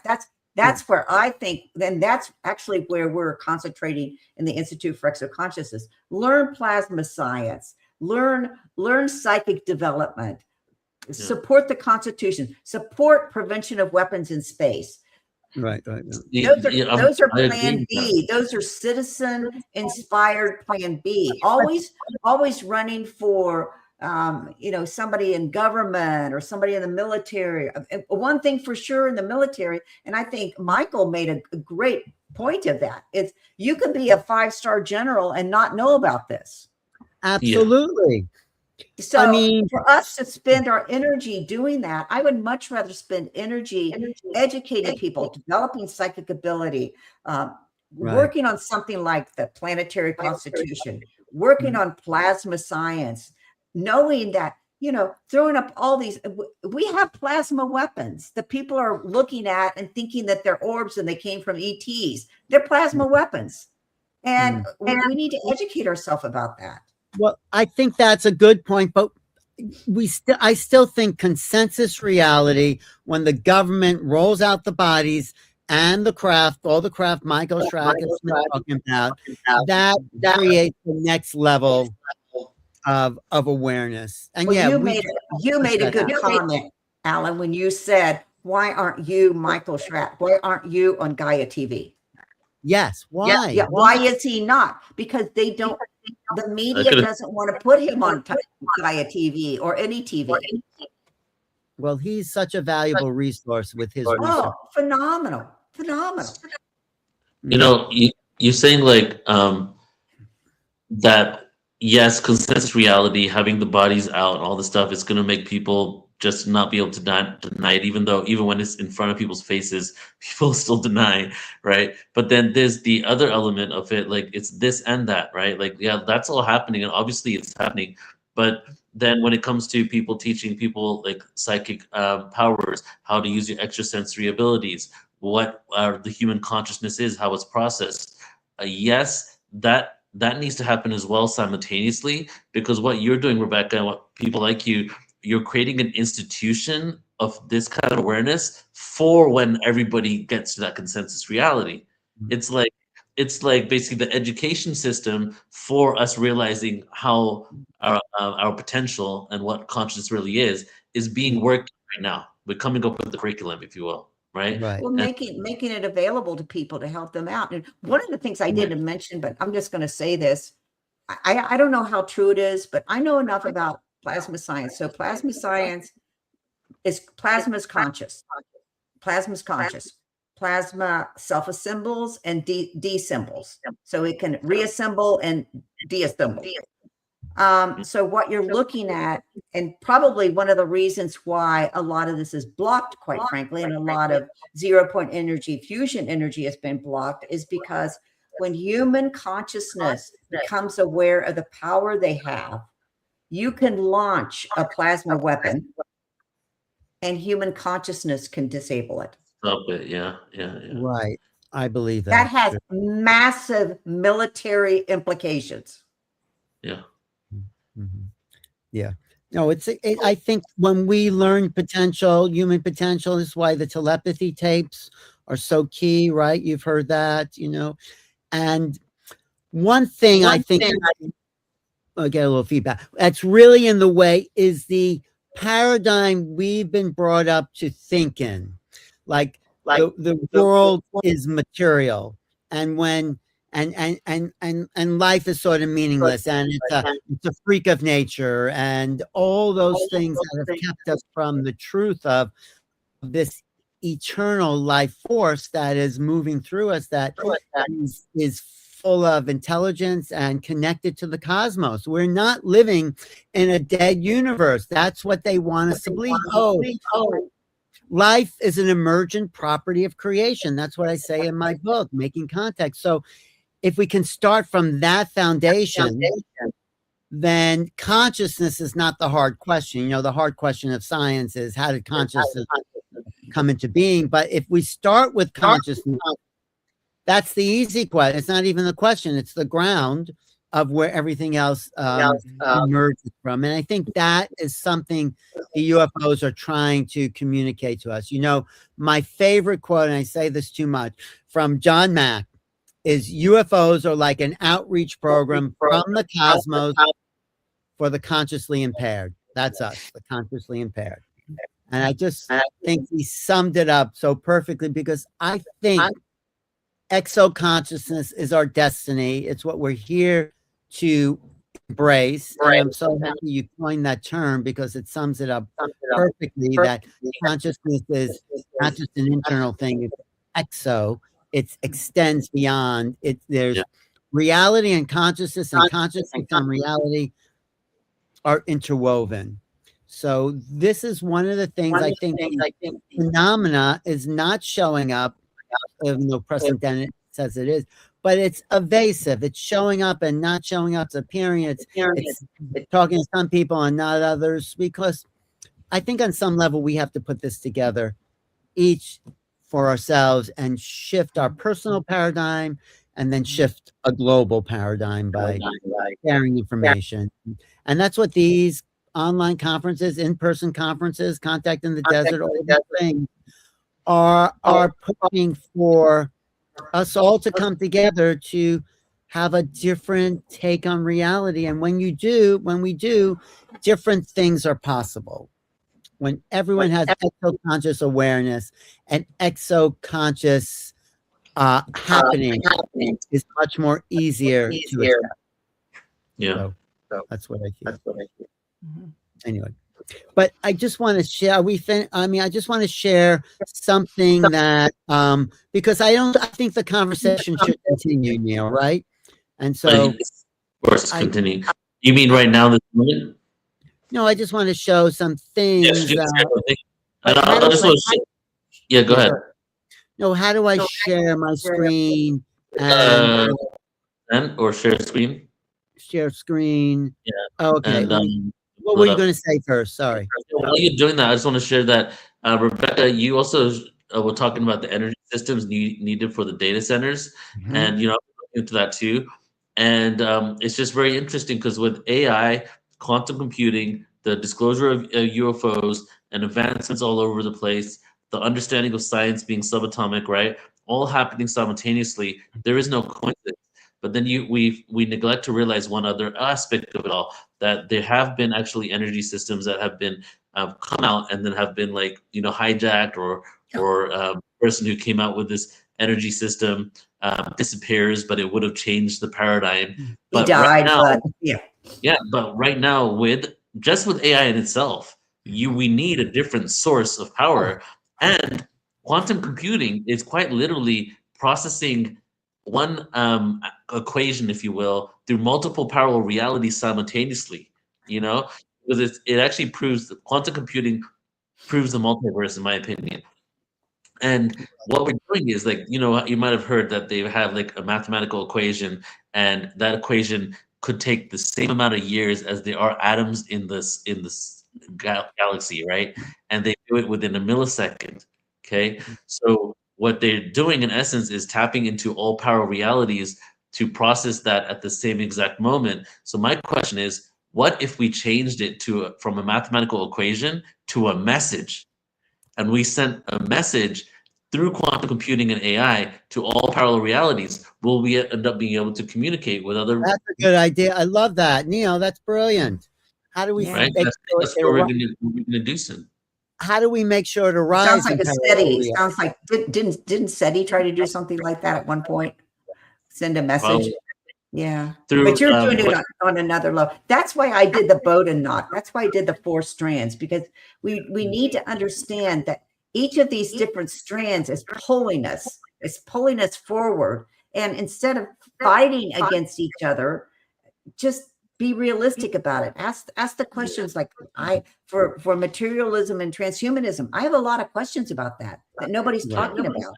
Like, do they know where they're going? Does anybody ask these questions? But yet AI and transhumanism, like you say, with the energy systems and the data systems, that's going to bring plasma on board. You're going to have it. There's no way around it. There's just not enough. There's not enough energy. Can you tell me if this is being shared? I was thinking, Alan. Click. You can see that? Yep, it's coming up. You see that? Yeah, we see it. Oh, okay. This is so the conversation keeps going, so it doesn't stop. There's this another online conference coming called UAPCon. It's uapcon.com, and sort of what Rebecca's been talking about. We need some academics here: Jeffrey Kripo, Whitney Strieber, J.J. Hertog, Tara DiLiberto, PhD, psychologist, Risberg, Sean, brilliant, Kimberly Engels, who works at John Mack Institute, Dan Brankel, and Paul Hynek. We're all coming together on January 5th. So people want to come to that, they can just sign up at uapcon.com. It's a real academic approach to the phenomena. So that's 20. That just keeps the conversation going. I think we should have more of these, Neil, like once a month, where just an update, bringing people like Rebecca, and I know Susan Menowich for 30 years, so bring her into the discussion. And Danny Sheehan's people are really doing amazing stuff. Are we wrapping up the whole day here, Neil? Yeah. Let's wrap it up with some final thoughts. I just want to show the Danny Sheehan video that Yes, is part of the Citizens for Disclosure. and while you put that up, I'll share that next week on the weekend we're doing a 2-day conference again. So it's a really busy beginning of the year. Pleiadians and Arcturians conference. Saturdays all Pleiadians, Sundays all Arcturians, and it's going to be really amazing. And I set this up deliberately like this. Originally, this event was going to be a 5-day event, and it was going to be UFOs to starseeds. But then I remember the last time I did a 5-day event and how I was out of commission for 2 weeks afterwards. So I was like, okay, let's split it up into 2 weekends. So what I did was, I see it out. I did this weekend disclosure, and the next weekend we go deeper with the Pleiadians and Arcturians and start talking about Star Family. So you can check that out on portal2ascension.org, everyone. Oh, so you see this now? Oh, can we play it? Okay. Good morning and welcome to the. Before we play it, I just want to say this is New Paradigm Institute. This is part of the Washington, D.C. hearings. This is Danny Sheehan. So that's another way to get involved. Another group. You know them, Rebecca, right? Danny Sheehan's group. And I kind of was just there and it became a part of this video. But this is took place on September 9th. And at that last hearing that Luna and Burleson were part of. So this is a little clip from the New Paradigm Institute. Good morning and welcome to the hearing regarding UAP disclosures. For too long, the issue of unidentified anomalous phenomena has been shrouded in secrecy, stigma, and in some cases, outright dismissal. Today, I want to state clearly that this is not science fiction or creating speculation. This is about national security, government accountability, and the American people's right to the truth. Do you solemnly swear or affirm that the testimony that you're about to give is the truth, the whole truth, and the nothing but the truth to help you God? Boeing contractors reported a massive glowing red square silently hovering over 2 missile defense sites. I talked to 5 shaken witnesses who described a massive triangular craft that hovered silently for about 45 seconds before shooting away at impossible speed. A self-luminous, tic-tac-shaped object emerged from the ocean before linking up with 3 other similar objects. These things are real.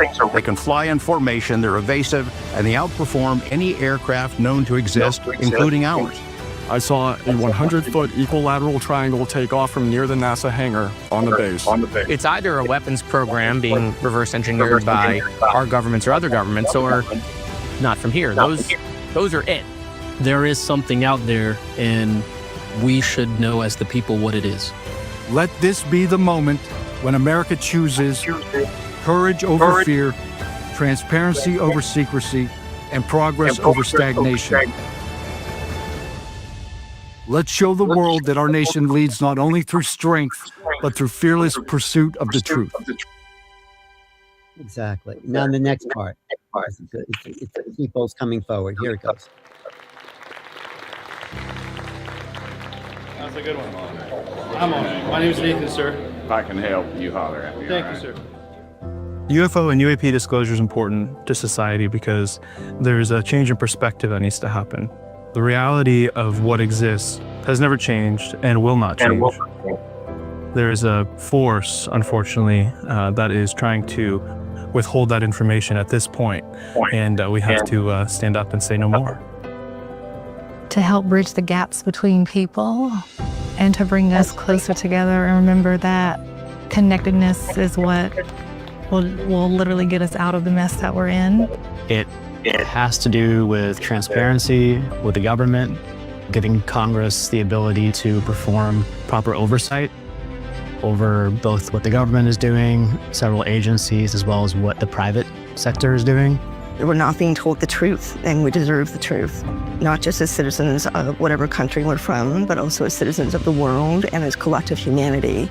What's really remarkable is that we have been lied to as the American people for probably 70 years at least, since World War II.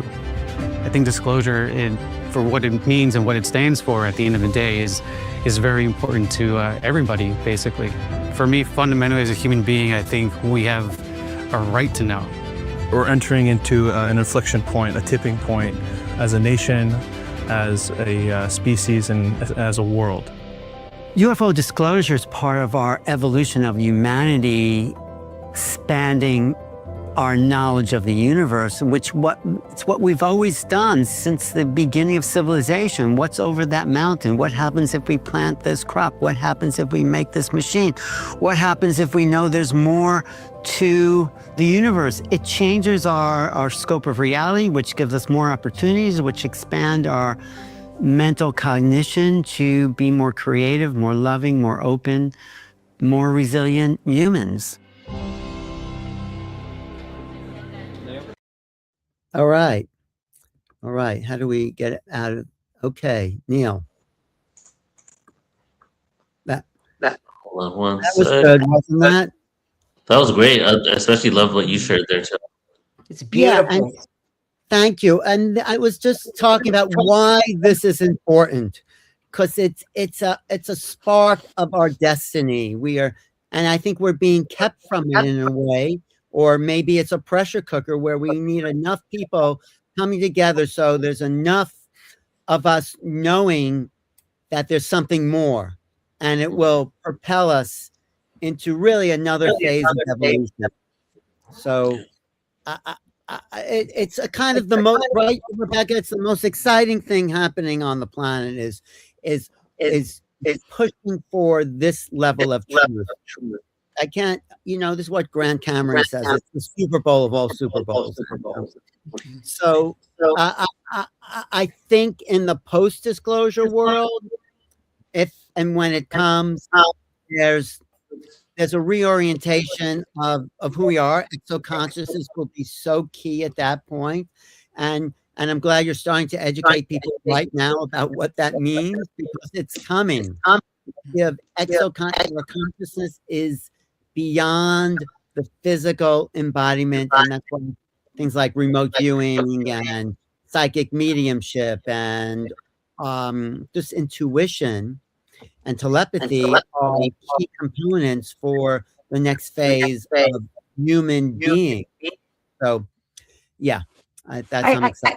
I actually think, just to affirm what you said, I actually believe that part of the churn that Nancy Duterte was talking about was the fact that so many, there's so much overwhelm right now. There's overwhelm of information right now on so many levels. Things are just breaking open right now.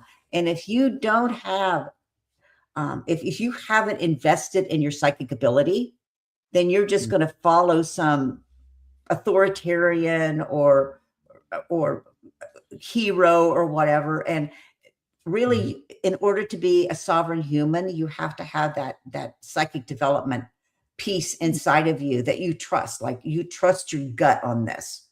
And otherwise, I don't think you can navigate what's coming at us right now. Well, can you just name what's overwhelm? I mean, you could shut off the news and walk into the woods. That's kind of, you can do that, but we as experiencers were brought into this world to live in this world.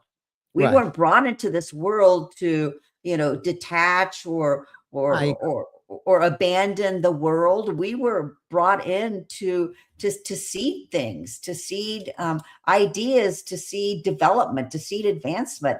And what's overwhelming to you, right? What are people meeting that you feel are overwhelming them? Oh, I think that's why reels and sports and porn and shopping on Amazon. I think that's why it's huge right now. But if you get overwhelmed, that's just what humans do. Hasn't that always been part, shopping? And but nothing to the extent that we have today. Nothing. I mean, I can remember growing up, and my brothers had a porn movie that they hid under their bed. My mother's like, porn movie, or I don't know, Playboy or whatever. Nothing to the extent that's what's available today to my children and grandchildren's generation. I mean, there's no comparison, Alan. No comparison. No comparison to the electromagnetic sea that's around us right now. No comparison to the geoengineered chemtrails and CERN and HARP. And there's no comparison to that. And if you're psychic, you're phenomenally aware of that. That's not something that you can just oh, I'm not affected by these geomagnetics or these chemtrails. I'm fine. Well, yeah, you are affected. Not to mention the viruses that are pouring in. I mean, this is a world of sensory overload right now. Sensory, psychic, spiritual overload right now. Defense is to go internal and realize Absolutely. our psychic awareness. I agree with that. I do. Yeah, you can't. It's almost like on my last Substack that had Nancy's quote in it. I have a picture of a woman blindfolded at the helm of a ship, driving it into a storm. Well, that's psychic development. I am studying with this woman, Dahlia Burgoyne, who can see through her blindfolds. Have you totally met her? Totally. She is a miracle, and she says everyone can. I saw a 5-year-old kid blindfolded that she was teaching, saying, "Oh yeah, that's a circle, that's a square." That and seeing through their blind, it was amazing, and I know we can all do that. Absolutely, we can all do that. Well, we're starting. So this is coming out there. I mean, telepathy, remote viewing. I had 200 people in my Shift Network remote viewing class. So people are accessing this part of their infinite mind, which belongs to everyone. It's not a secret government. Yeah, I think it's a survival. I think, and we Yeah. need to talk about it in terms of survival. I mean, do you know what VUCA is? VUCA? Volatility, uncertainty, complexity, and ambiguity. So VUCA was invented by the military as a way to control people. So it's part of behavior psychology. I talk a lot about VUCA. So it's volatility, uncertainty. What is it? VO what? No, VUCA. So volatility, uncertainty, complexity, and ambiguity. So those are the 4 things that are used in social engineering, and those 4 those 4 elements. So volatility. So everything's very volatile. We don't know, like, are we going into World War III? Is this the end of the world? Are the poles going to shift? That's volatility. Uncertainty is I don't know if I'm going to live through COVID. I don't know. I don't know what's going to happen. I don't know. Kids going to get measles and die if they don't get a vaccine. That's uncertainty. Complexity is when you take something like quantum computing, for example, that Neil was talking about. That's very complex, and you offer that up to people, and you make things actually sometimes more complex than they need to be. That overwhelms people, and then ambiguity is, kind of people are becoming very ambiguous. Like, gee, I don't know if I agree with that or I don't agree with that. I'll just not have kids anymore, and I'll just kind of drop out of the whole thing. And it's just all very ambiguous. And to what me. does that all do? What does VUCA do to people's psychology? Controls them. It controls their behavior. It paralyzes them. Okay. It gives them emotional overwhelm. So volatility gives you emotional overwhelm. Uncertainty gives you paralysis. I don't know where to move. I don't know where to go. I'm paralyzed. Complexity gives you intellectual overload. Ambiguity means that you become a person that that's kind of like gives up. They just give up. I'm just not going to have any kids. That's what I'm the just going to news, drop out of this. Political situations, war, not war. Right. And created. And quite frankly, the military has been using this, and social scientists and social engineers have been using this on humans regularly. I believe that. That's the churn. That's you the know churn. Debbie Dashinger? She's Hey, Debbie. Hi, I loved your presentation. Was my favorite, by the way. Oh, please. And thank you, Alan, so much. And I want to say, first of all, I think your questions are very, very important, incredibly comprehensive, how you tied this massive subject together into all these pieces and steps. So I thank you for that, because I listened to a lot of these, and very important. I was noticing also the parallels between the same questions we should be asking about AI right now and the guardrails around that.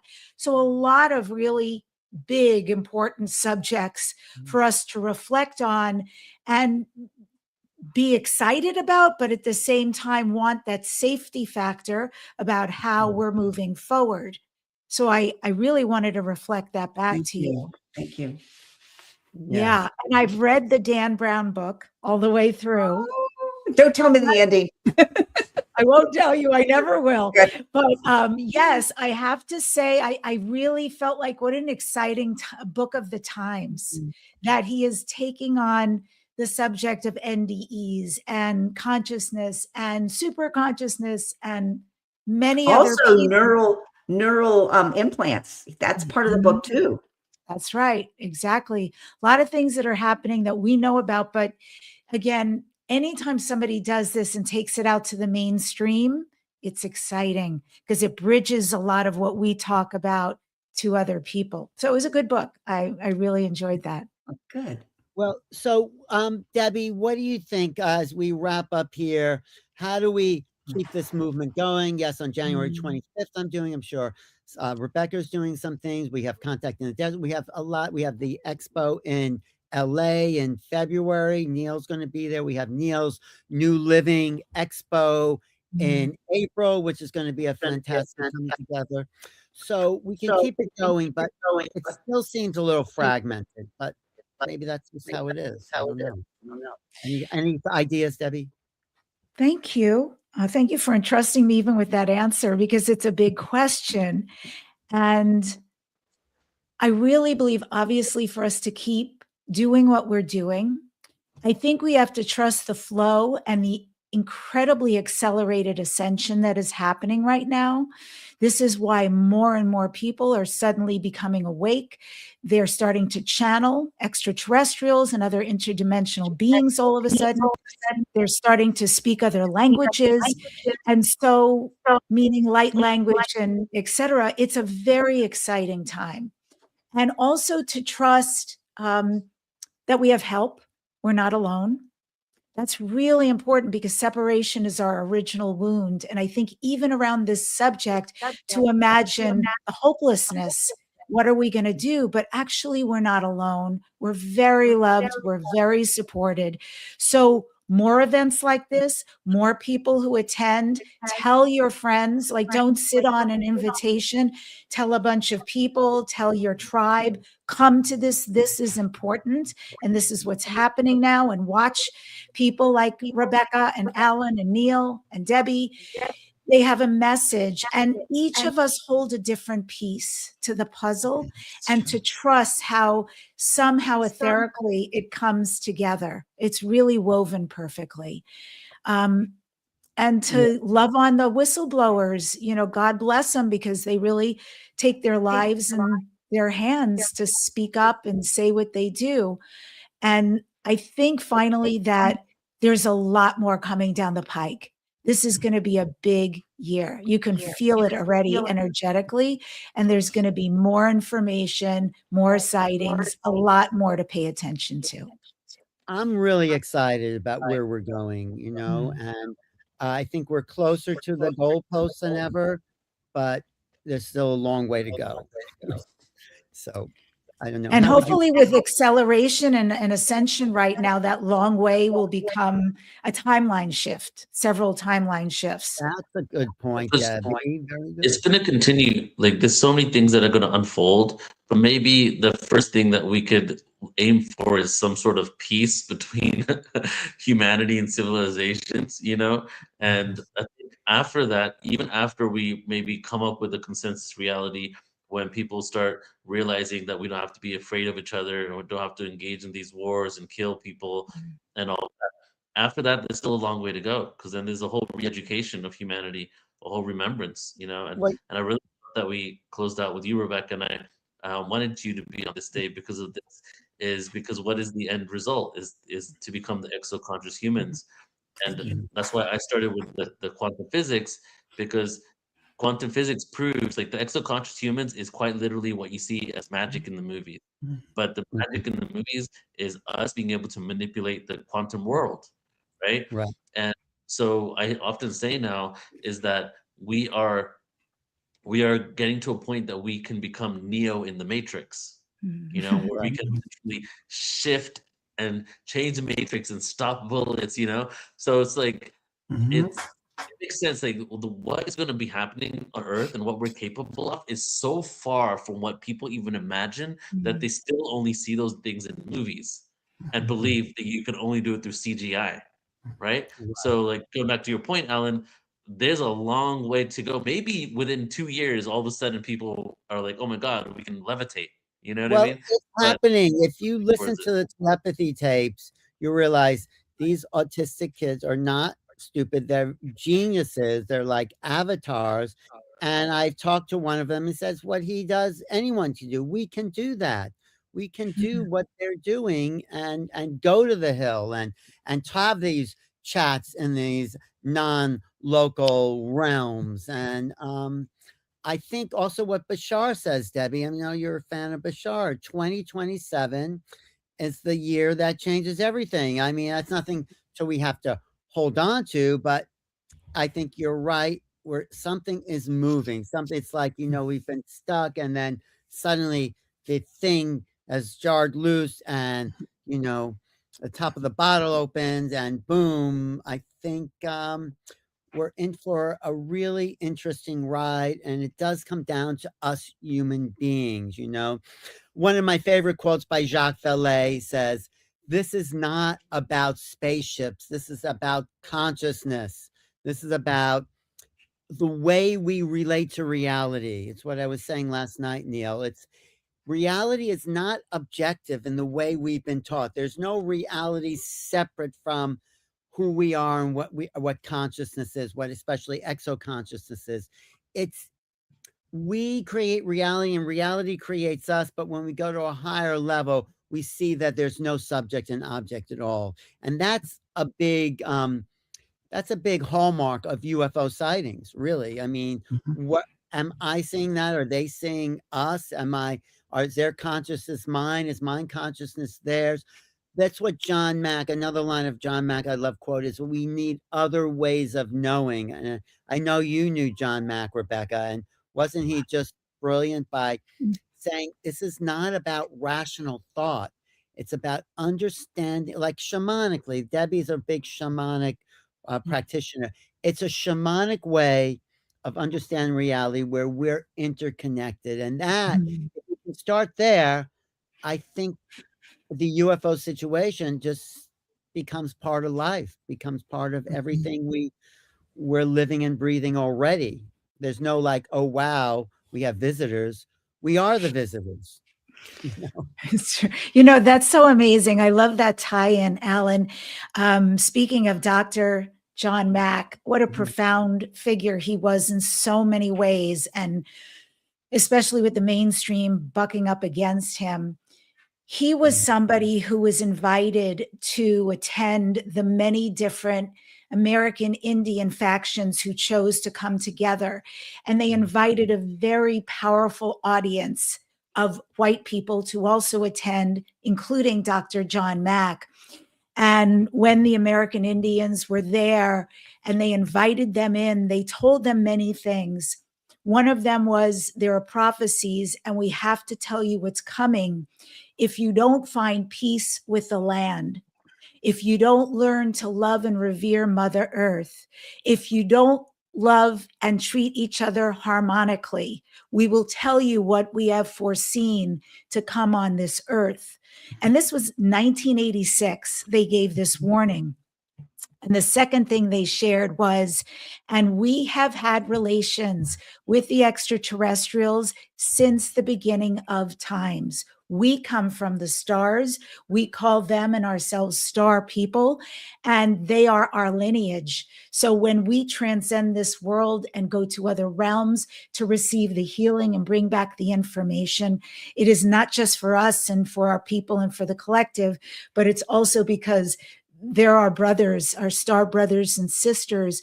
So they were announcing in 1986 that they have and have always had relationship with the star people. So Right. it's really powerful when you reflect 1986, and here we are like 40 years later, almost exactly. And how far have we come? how far have we changed how we treat the earth and the sky and the oceans and each other? And some of it is not very heartening, right, at all. We didn't take the warning. Yeah, Rebecca, It's well you have said. a. I was just gonna make just a quick thing to close with for me is a couple things. I think taking Michael Charrette's presentation, we are the ETs now. We are the ET crafts. Our military industrial complex are creating ET crafts, and because of that, it goes in lockstep with the fact that the extraterrestrial consciousness goes with these craft now. And so really, I think it's up to us to say, if our government, so we know that our government has back engineered extraterrestrial craft. We know that. Listen to Michael's talk. If that is true, then it's also true that our extraterrestrial contactee consciousness goes in balance and harmony with that ability. And I think it's our responsibility to bring that to the fore. And that's really what the planetary constitution does. It takes that and says, we are claiming this as our innate right as extraterrestrial experiencers. The second thing I want to say, and it's kind of how I've been operating recently, is I really tried to look for the cracks. Like maybe it's my experience being a mom, but you always look for these little cracks, like where could you get your message to this kid? And you kind of wait for a crack to open, and then you walk in it and have a little, talk on the way home from school or something with them. But that big crack that appeared actually with these data centers needing more energy and how that opened up, all the years that I've dedicated to 0-point energy and fusion and plasma. It's like all of a sudden that is a necessity. That is a necessity, and that involves consciousness. So I think looking for these cracks, looking for the fact that another crack is the fact that we have these back engineered technologies. We have to go through that crack and say, we're here, we're part of this, we belong to this emerging technology. We are part of it, it is part of us, and it's part of our birthright as experiencers. And we need to claim it. Well, yeah, and this goes along with the evolution of consciousness. I just want to thank you, Rebecca. I just want to read that quote properly about Jacques Vallée. He says, UFOs behave less like a spacecraft and more like a factor destabilizing our perceptions and reorganizing our cognitive awareness in which we apprehend reality. So someone else says, UFOs are not happening to us, they're happening for us. So that's the key. That's beautiful. This is we're part of this. We're not separate. We have separated ourselves for so long. What we're opening up and what exoconsciousness does, it's an invitation to be part of what we've always been part of, except we were kept from it, part of the greater cosmic consciousness. So it's that's the future, and that includes, yes, what someone said, these fifth dimensional elements like some psychic abilities, vibrational out of body travel, all these higher activities that show us the non-local capacity. Because if exoconscious is real, it means it's non-local because it's everywhere. That's what I say. So that's my final word. Neil, you any final closing prayers? Closing prayer is for humanity to continue to wake up. I am hopeful. I call myself a hopeless hopeful because I wouldn't be doing this otherwise. I think every ancient civilization, we started out with the cycles of time. Every ancient civilization has prophesied, so many of them at least, prophesied with this upturning consciousness. And part of the upturning consciousness is also by not thinking where we were before was bad, was just necessary growing pains. And I don't think just the UFOs are happening for us. I think everything's happening for us. Even the information being withheld from us was happening from us. We asked for all this stuff because we needed to go through forgetfulness. We needed to realize who we were on a greater level. We needed to know ourselves. And the best way to know ourselves was to isolate ourselves from everything else, to get a depth of go within, And I think we're at that point now where humanity wants something better, right? We want something better. We want something that works for everyone. We have the abundance. We have the psychological awareness in books. We have the education. We have the technology to create a peaceful, beautiful, abundant planet without even not even including the UFOs. Of course, Just yeah. we just have that already. So it's like it's really about time for us to step into that world, and that's why we do these types of events. So I'm excited just to be along for the ride, see what Well, happens next. I love everyone's perspective, and I love to hear like how to push the envelope into new realities, new knowledge, new cognition. Anything from you, Debbie? Anything you want to? Right, unmute. We don't want to miss a word, Debbie. That's sweet. Yeah, thank you. I really appreciate what I just heard. And I think what Neil just shared is incredibly important to remember that our souls chose this duality. Very interesting choice, but we chose, right? Not just the duality, but the sovereignty of saying, put me in the game, coach, because this is going to be a time of life of the crossroads. And you will notice how many people are exiting the earth right now. I have noticed it in droves. People are choosing to pass and leave the planet. We are still here. We have big shoulders. We knew that we could handle this. We knew we're bringing our piece of light and our message at this really auspicious time. And so, yeah, I love this remembrance that we did come here to play the game. And I also think it's so interesting because a lot of this technologically, you think about Atlantis, you think about Lemuria, you think about the choices and a lot of other planets, AI and Lyran, wars and so forth, that we get to make different choices this time. So nobody said it was going to be easier in the experience and the journey, but certainly the choices will be profound. And it looks like the people who are here are making the right ones. You know, I just want to add the choices are also us, I think, expanding our soul capacity.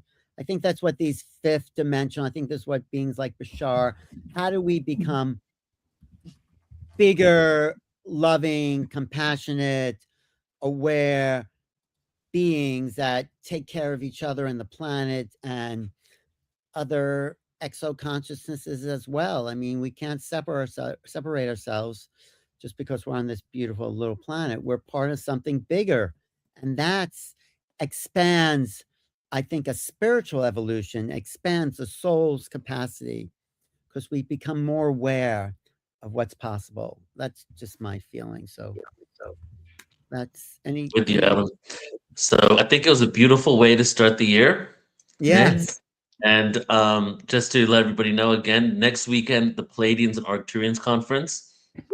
Portal to Ascension.org, upcoming events, sign up there. Debbie's going to be my co-host.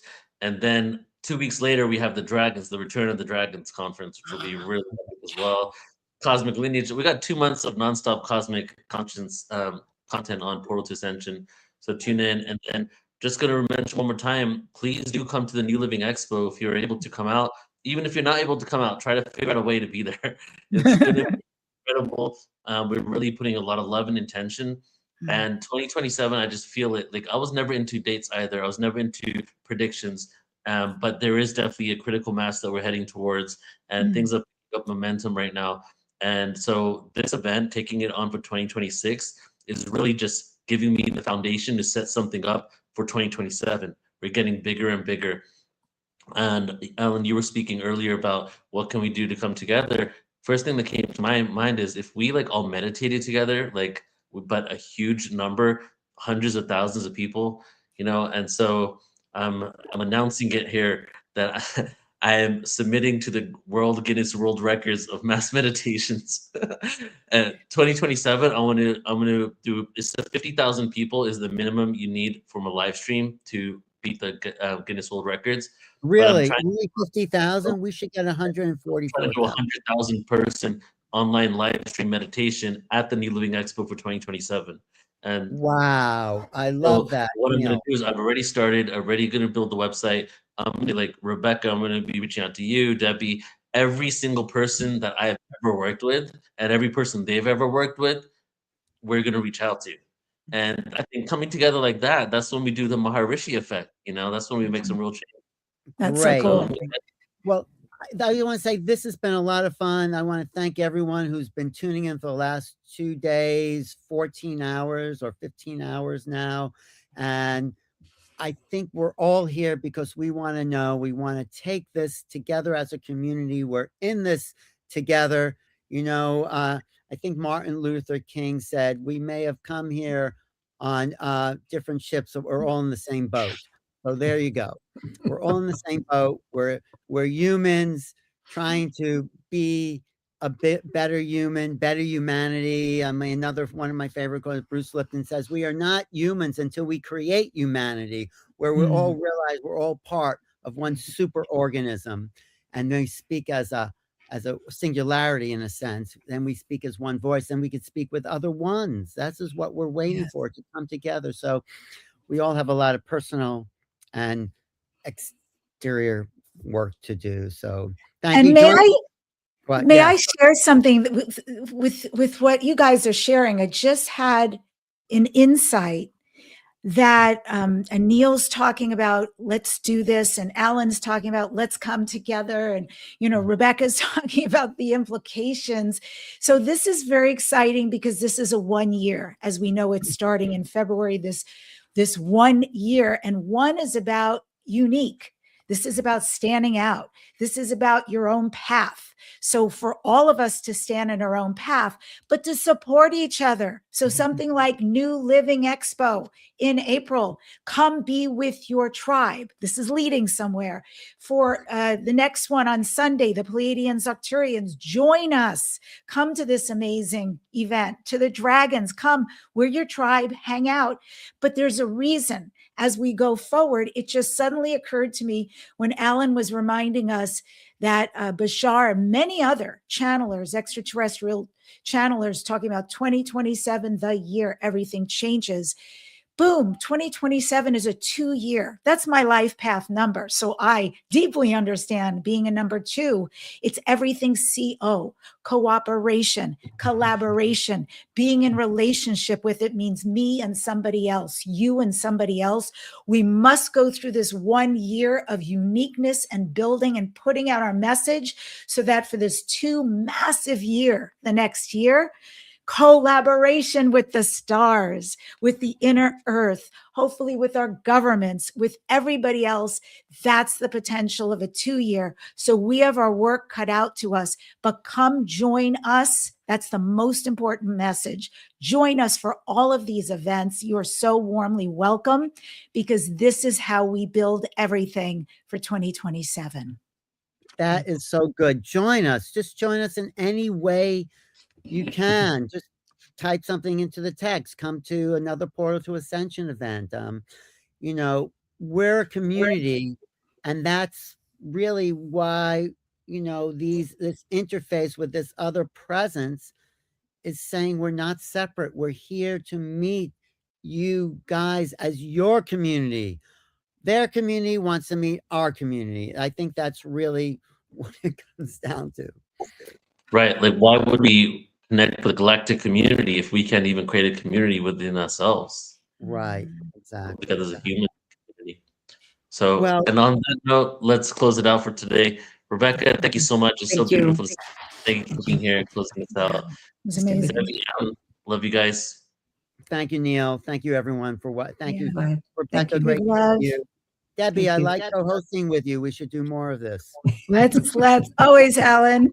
Love you. Happy New Year, everybody. Happy New Thank you, Year. everyone, for tuning in. Thank you, all those dedicated viewers. Neil, I always appreciate you for putting the energy out to create these things. Thank you, brother. You are the captain there of the starship. Okay. Okay. Have a beautiful night, everybody. See you soon.